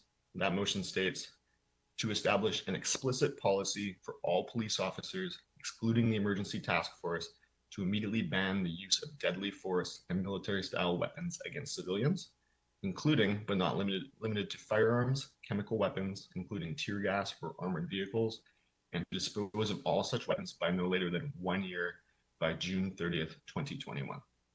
This did not pass. And since then, no councillor has mentioned this publicly. It doesn't appear to be a priority. So council is okay with our police force continuing to murder our neighbors with military-style weapons. I urge this committee and City Council to be bold. Because if you're not bold, you will become irrelevant and you will be forgotten. Because we are going to win this fight. We need to defund TPS by 50% now. A 0% increase is simply not good enough. Thanks for giving me the chance to speak. Any questions? Seeing none, next we'll go on to John Dolweird. John? Hello, can you hear me? Yes, we can. Go ahead. Great. Good morning, Mayor Tory, councillors and staff. Thank you for this chance to speak about the budget. My name is John Dolweird and I live in Scarborough Village, Ward 24. I'll start by telling you what I'm asking for. A dedicated fund just for climate. The $6 million that was committed for climate emergency funding should be restored. We need more for the climate emergency commitments that the city has made, because although it may be a slower moving emergency than the pandemic, it's a very serious one. Young people are especially scared about the future with good reason. We have to start spending and acting like it really is a climate emergency. On the revenue side, I'm calling for a hike in residential taxes. Council should also shift money from the Gardiner to improve equity, health, and climate resilience. Less for law enforcement and more for housing, health, and crime prevention. I'd like to share a couple of stories about how we're growing skills and resilience among our neighbors at the community food garden that I coordinate. You might see our volunteer work at the Scarborough Village Community Garden as a microcosm of the resilience we need at the city level with the help of this increased funding I'm asking for. Last season, our garden got off to a rocky start. Who wants rocks in the garden? COVID hit in March and everything was on hold for a few weeks. After getting approval from Toronto Public Health to open our garden in early May, we breathed a sigh of relief, rolled up our sleeves, and got to work, following the new protocols, of course. We were very happy we'd be able to reopen for our 12th season because we knew our gardeners were feeling lonely and isolated. Plus, we wanted to help relieve the food crisis that was hurting our neighbors. Our first obstacle was just not enough seedlings to plant. Normally, we'd grow a couple of hundred in the nearby Scarborough Village Community Center, but it was now closed. Through the wonders of social media, we put out a call for seedling donations and received a great response from residents and groups in Scarborough and beyond. They grew extra and shared them with us. Torontonians are awesomely flexible and generous. Another challenge we faced was a lack of volunteer gardeners. Some of our most experienced gardeners were reluctant to come out last year because of the safety issues and the stigma that older people faced. Sad but true. Our tiny core group was worried we might have to put in long hours getting the weeding and planting done. There's always weeds. Amazingly, in May, I started hearing from new volunteers who suddenly had some unexpected extra time and wanted to get outdoors and help the community. We ended up having more gardeners than ever. It was really rewarding to help new gardeners get a feel of dirt on their fingers and a taste of the early salad greens that they helped to grow.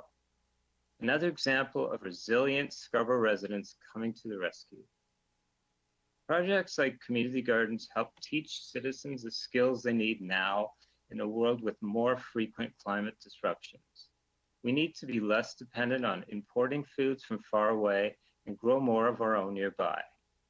Schools skills such as working as a team, cultivating food, and retrofitting buildings to be more energy efficient are timely skills we need now.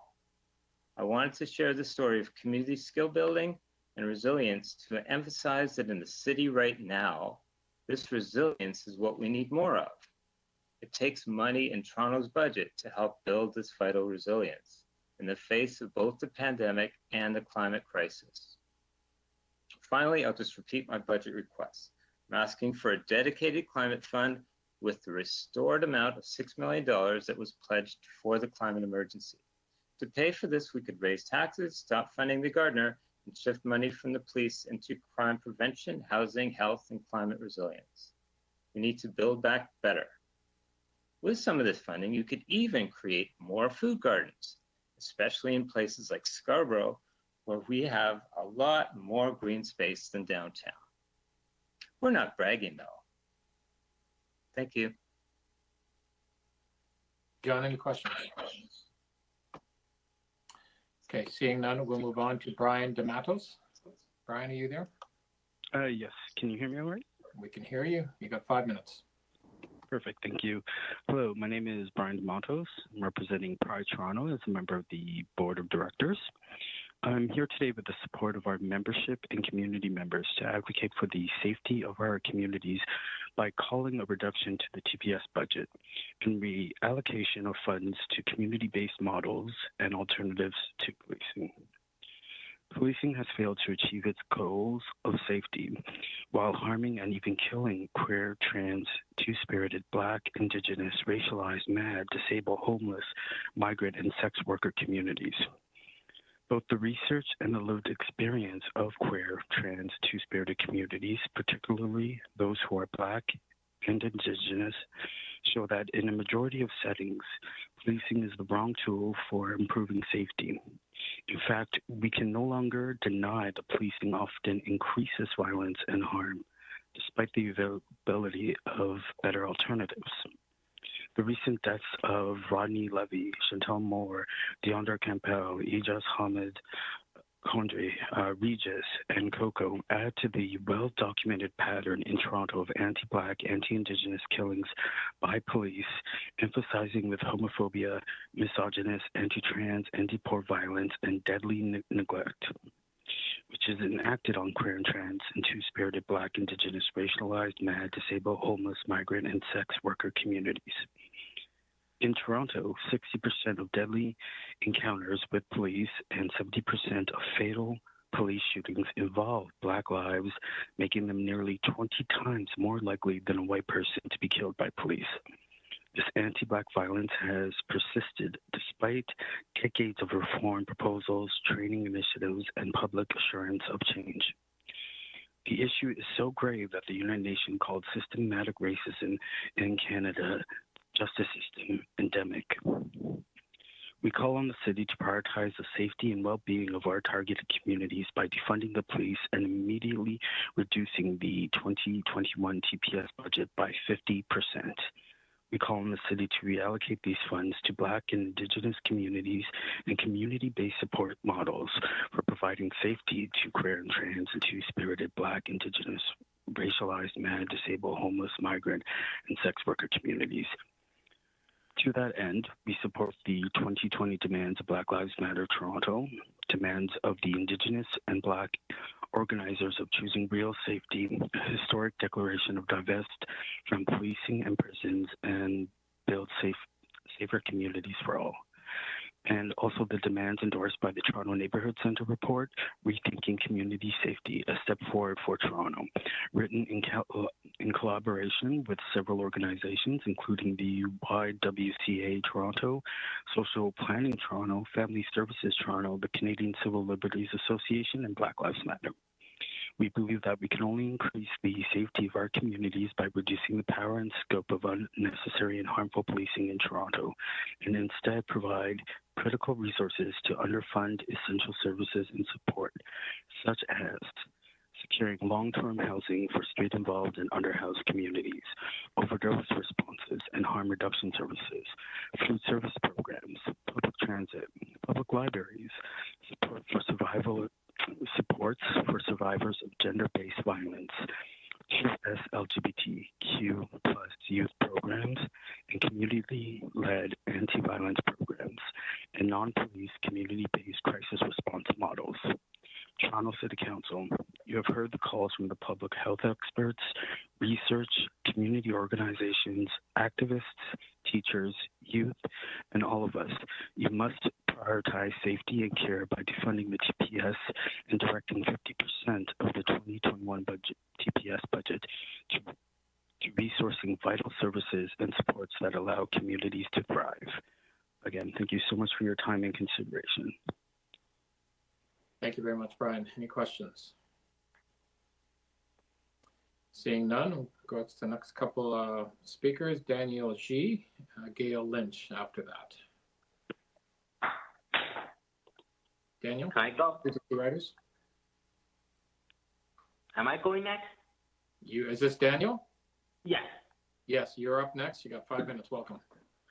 Good morning, esteemed council. My name is Daniel, and I'm a resident from Vaughan, Ontario. I represent Progress Toronto and TTC riders, and I am speaking regarding concerns over your transit budget for 2021 and the future.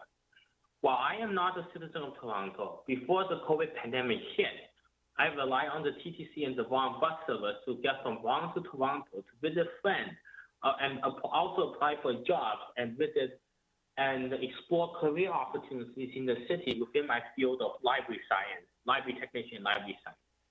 While traveling between Toronto and Vaughan, I often have to pay unaffordable bus fares to travel between two cities with or without a Presto card due to how little fare integration exists and how costly the fare is on both sides. I understand there isn't much a budget in Toronto can do with regards to bus fares in Vaughan, which is the jurisdiction of the city of Vaughan. But as public officials in the city of Toronto, you have the obligation and responsibility to make transit more affordable for those living in the city and visiting and traveling within the confines of the city, while perhaps pushing for better fare integration between both cities. But through my examination of the budget, this is the task that the municipal government has yet to accomplish. Take, for instance, the Fare Pass program for low-income citizens. Only the bare minimum of the Fare Pass program has been funded, and there are no plans to budget the Fare Pass covering not just 2021, but also all of 2022 and 2023. Consequently, the Fare Passes have been frozen at 2020 levels due to the lack of funding. And as more citizens go, this consequently makes the fare unaffordable for many low-income citizens. Furthermore, as citizens go back to work and the lockdown starts to end, instead of adding more bus services as more riders return, the TTC's plan is to move the goalpost by increasing the crowding standard from 25 people on a bus to 35, all while 303,000 fewer service hours are planned for 2021 in contrast to 2020, a 3.7% reduction overall. This not only reduces regular service for transit and makes transit less accessible for many, but opens many residents in Toronto to the danger of being infected by COVID on crowded buses.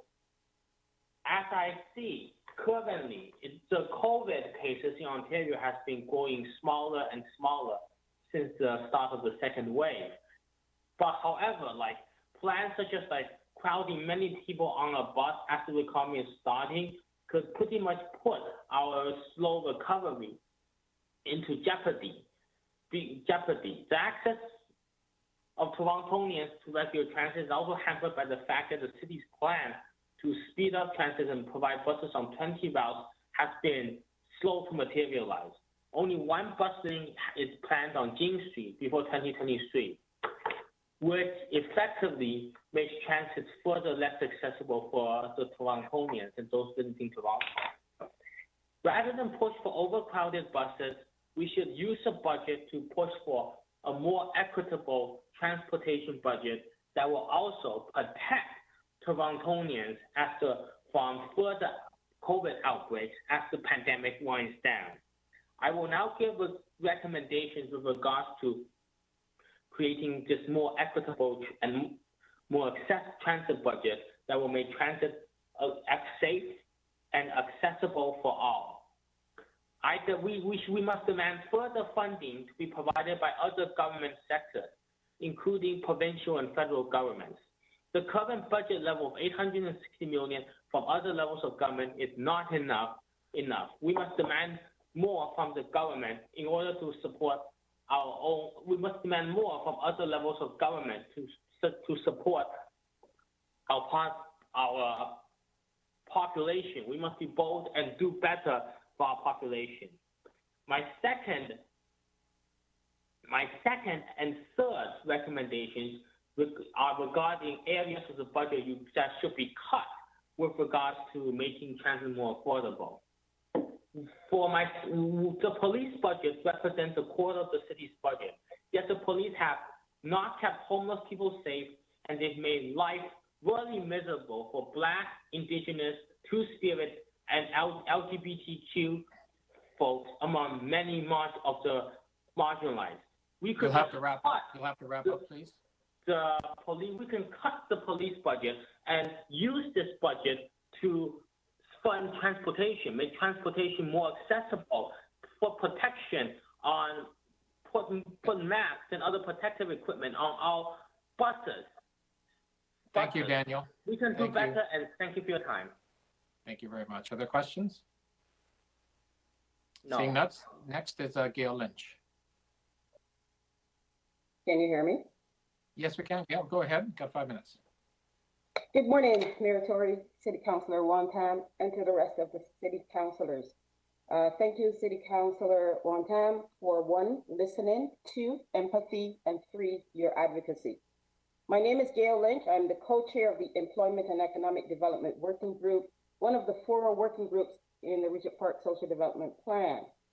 The city's strategy to support the 31 Toronto communities is based on 3 areas: quote, people, resources, and fair systems. When COVID hit last year, the Regent Park community realized we needed a strategy to continue this important work, knowing that COVID would adversely affect residents, in particular the BIPOC community, the homeless, and those living below the poverty line. We've now learned COVID impacts everyone. In Regent Park, we focus on people. Like the rest of Toronto battling the impacts of COVID, some of our members and employees contracted COVID. We ensured that they remained safe and provided leave above the requirements to ensure they got well without worry. Recognizing we need to move our meetings online, a member purchased a Zoom account to start, and then CSI, a service provider, provided 2 more accounts. We then created a strategy and work plan to continue this work. It is important to note here, it takes people. This is some of what we've done so far and are continuing to do. 600 plus meetings to plan and report back to the community, which translates to 2 to 5 meetings per day, in some cases, including weekends. 3 community town halls to update and hear from residents. 10 plus new hires. 2 community hubs to support residents with COVID-related needs. Designing a community app with residents and service providers. Finalizing a community benefit agreement with Toronto Community Housing and the new developers. Designing a benchmarking and evaluations for the work we are doing. Let me tell you about the EED project. One of the issues we've heard over the past many years is there are no jobs available. We don't know what the service providers are doing. This is what we've heard from residents. And we needed to understand this disconnect. We're researching the needs of the community and creating an asset map with specific focus on employment and economic development. And to do this work, we've hired a young Regent Park resident with education and lived experience. We expect to hire an EED lead this year to help us use this data to create an EED strategy for the residents of Regent Park. There is much more, and I only have 5 minutes. If you want to hear more about what we're doing as you consider our ask, please reach out to the CDO working with the Regent Park community. Without the city resources, this work to support residents would be negatively impacted and could not happen or continue. This includes as simple as a Zoom account for meetings and connections with residents, to the hire of an administrator, to the support of the service providers provides to the hire of a COW to help us execute the strategies of the SDP. One of the side effects of COVID is the loneliness and strain on our mental health. Being able to connect with each other through Zoom has been a prescription that many of us need. To be useful and support each other has also been another prescription that many of us need.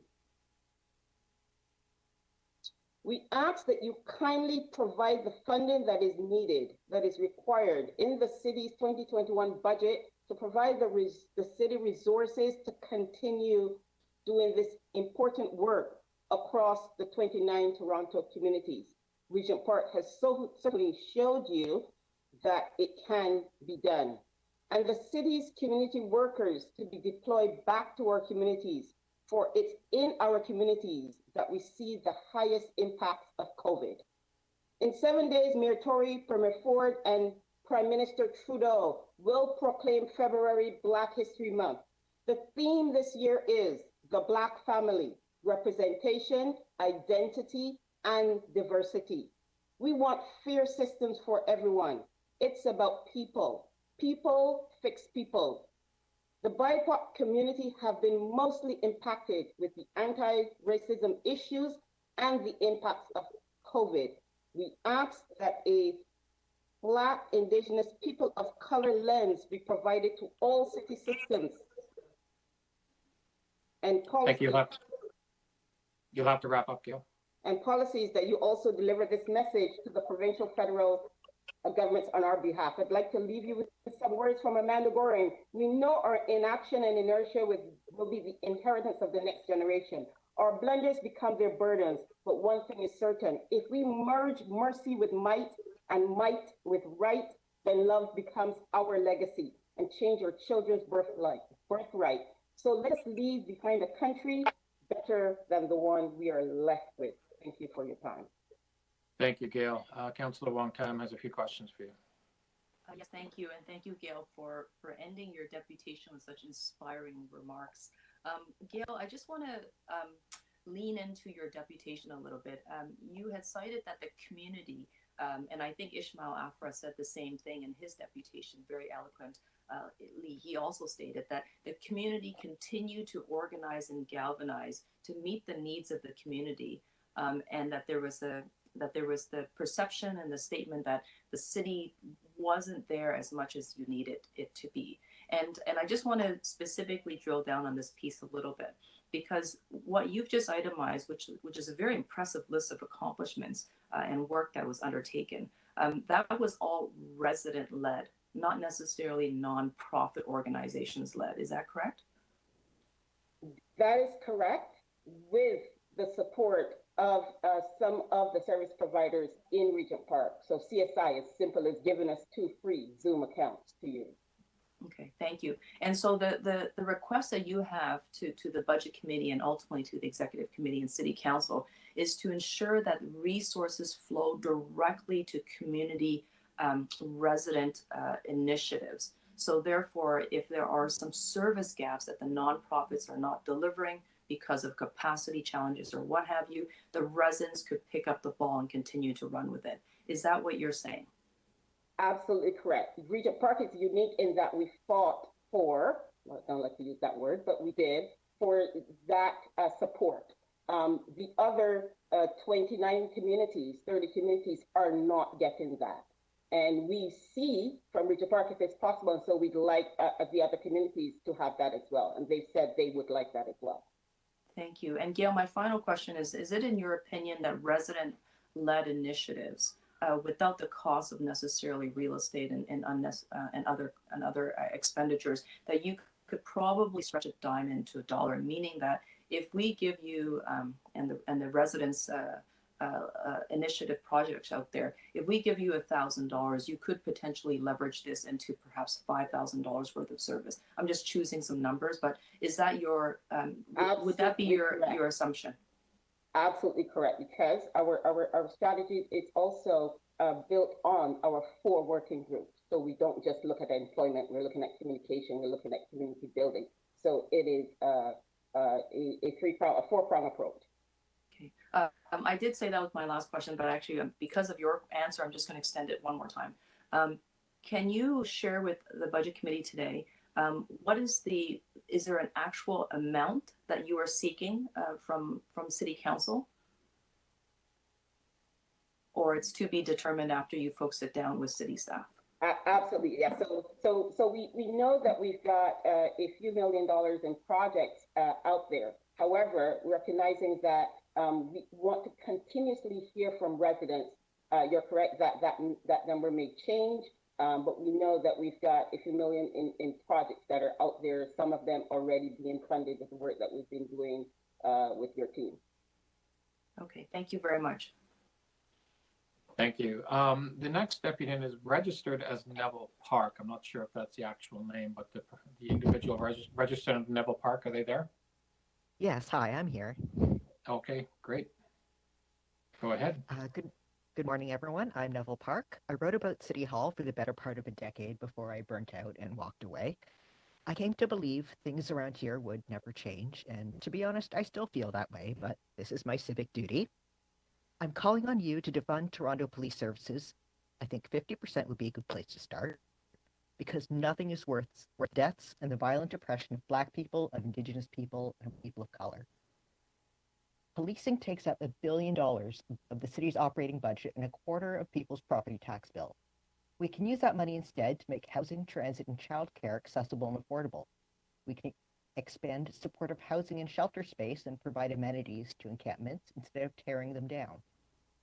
Make it safe to walk and bike around without getting hit by cars. Give everyone access to food, art, parks, become resilient in the face of climate change. In short, we can build a city where police are no longer necessary. I know change will come. It's up to City Council whether to be a part of it.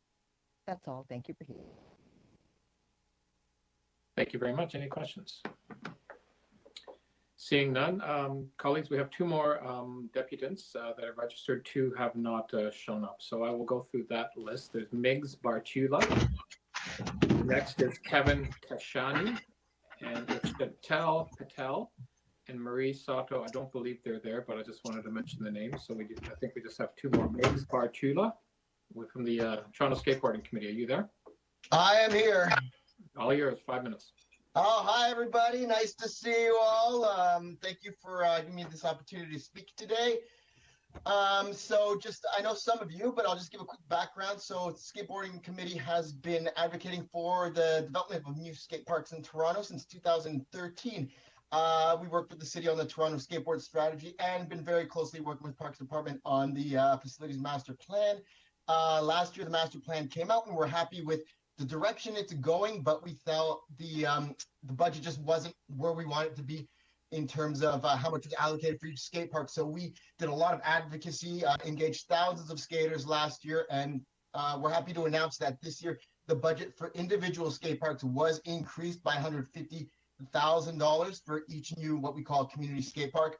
Skateboarding is skate parks are very expensive, and it's still the budget isn't there where we want it to be, especially because we've seen a lot of growth in skateboarding over the last few years. We're in the Olympics now in Paris and coming up in France as well. So we foresee a lot of growth, and we have a lot of other users using skate parks. So it's not just skateboarders. There's bikers, there's kids on scooters, and a lot of roller skaters as well now. So we want to make sure that when, it takes so long to plan and develop these facilities, we want to make sure that we're building them to the right size to meet and accommodate how many users we're going to be using for this. So I've sent in a document here sort of outlining everything in the background of all the research that we've done with Parks Department. But really what we're specifically asking for is we have existing skate parks now. Some of them have been built over 15 years ago. And so we're requesting a state of good repair report on existing skate parks and a schedule of repairs, maintenance, and upgrades,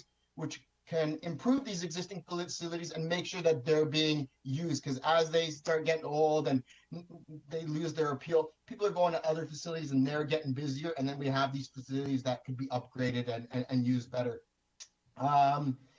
The second item we'd like to look at is, we've been advocating for 7 years. And so we have this outline of 4 community-sized skate parks that we're going to build from 2021 to 2028. Now, if you look at that, that's the last one will be built about 15 years since the city and the Parks Department identified a need for skate parks. So if you were 15 years old advocating in your community, you're going to be 30 years old by the time this thing is built. So, we have been looking at sites throughout the city, and I know the Parks Department has as well.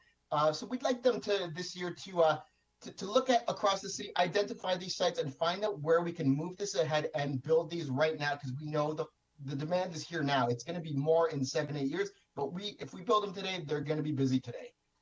And the third thing we'd like to request is to adjust the budget upwards for each community skate park so that we're building the right size facility. Because right now, based on costs, which are every year going up, the budget allocated is still not enough to build what we would say is sort of the right size facility, which we have skate parks in East York and Etobicoke. They're about 10,000 square feet, and they'll probably cost upwards of $1 million. And we'd like to make sure the budget is in place at the start to make sure that we have the money to build the right size. If you were building a tennis court or basketball or baseball field, you wouldn't shrink the facility because you didn't have the money. You want to make sure you budget so you build it the right size right from the get-go, because these things are going to be busy. They're very popular, and there's a lot of demand for it. So that's it. Thank you for your continued support. And if you have any questions, please let me know. Miggs, any questions? Great. Last, I believe, is Kevin Kashani. Can you hear me? We do. Go ahead, Kevin. Okay. Thank you. Good morning, Mayor, councillors, and Budget Committee. Thank you all for your time today. My name is Kevin. I've been a resident of Toronto for almost 6 years. I'm calling in today to express my concern in regards to the current allocation of the City of Toronto's budget to the Toronto Police Service, and to ask the Budget Committee to consider 2021 as an opportunity to rethink how we spend our money in relation to our public safety, and consider the role of investment in communities, resources, and access in making our city safer. The Toronto Police Service has been and remains the highest expenditure of the Toronto City budget. Just last year, Toronto continued its 2019 and 2018 trend of spending more tax money on police than the combined total it spends on housing, employment services, and children's services. These are vital services which will be hard hit by the serious deficit brought about as a result of the COVID pandemic, and almost all of them are already underfunded. And the fact that the TPS budget is not scheduled to increase this year does not change the fact that the TPS is still given the majority of our tax dollars, and that this results in the over-policing of communities and the violent harm that comes with it. In the face of the Ontario Human Rights Commission's report, which showed that Black Torontonians are 20 times more likely to be shot by TPS than white Torontonians, in the face of the cases of Regis Korchinski-Paquette, Coco, Andrew Loku, and too many others which remind us that interactions with police too often leads to death, especially for Black, Indigenous, and racialized Torontonians. In the face of research which demonstrates that investments in police anti-bias training, diversity, and body cameras fail to reduce police violence, and in the face of studies and reports such as the 2008 Roots of Youth Violence report, which demonstrates no correlation between over-policing and community safety, and which stresses the importance of community-based initiatives to ensure community safety as opposed to more boots on the ground, I remain concerned about how so much of our tax money is invested in an organization that causes such harm and does not provide safety for racialized, queer, and houseless people, especially since those services which have been proven to increase community well-being are chronically underfunded and have been hard hit by this pandemic. The good news is that in spite of its challenges, 2020 became a year in which we as a city were given the opportunity to rethink our fiscal priorities around community safety on a mainstream scale through the work of Black, Indigenous, and people of color-led movements that sought to put decades of research and activism into actual policy. In response to the significant municipal, national, and global conversation around policing this year, Black Lives Matter Toronto put forth a demand asking for at least a 50% cut to the TPS budget and for those funds to be distributed to vital and underfunded community services. This is a demand which I support and which I'm hoping the committee will support as well.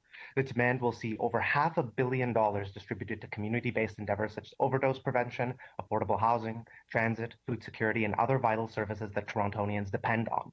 Speaking for myself, I'm excited by the prospect of Toronto joining other global cities which are rethinking what community safety looks like. I'm excited by the prospect of the conversations that have been happening at the municipal level about racism, injustice, and community spending, which are led by Black, Indigenous, and racialized communities, continuing into this year and beyond. And I'm hopeful that life in Toronto post-COVID will be one in which our money goes where it is vitally needed and where it makes the most difference. Thank you for your time today. Thank you very much. Other questions? Seeing none, I just want to do one call for Sheetal Patel, if that individual is here. I don't believe so. Sheetal Patel? Okay, thank you very much.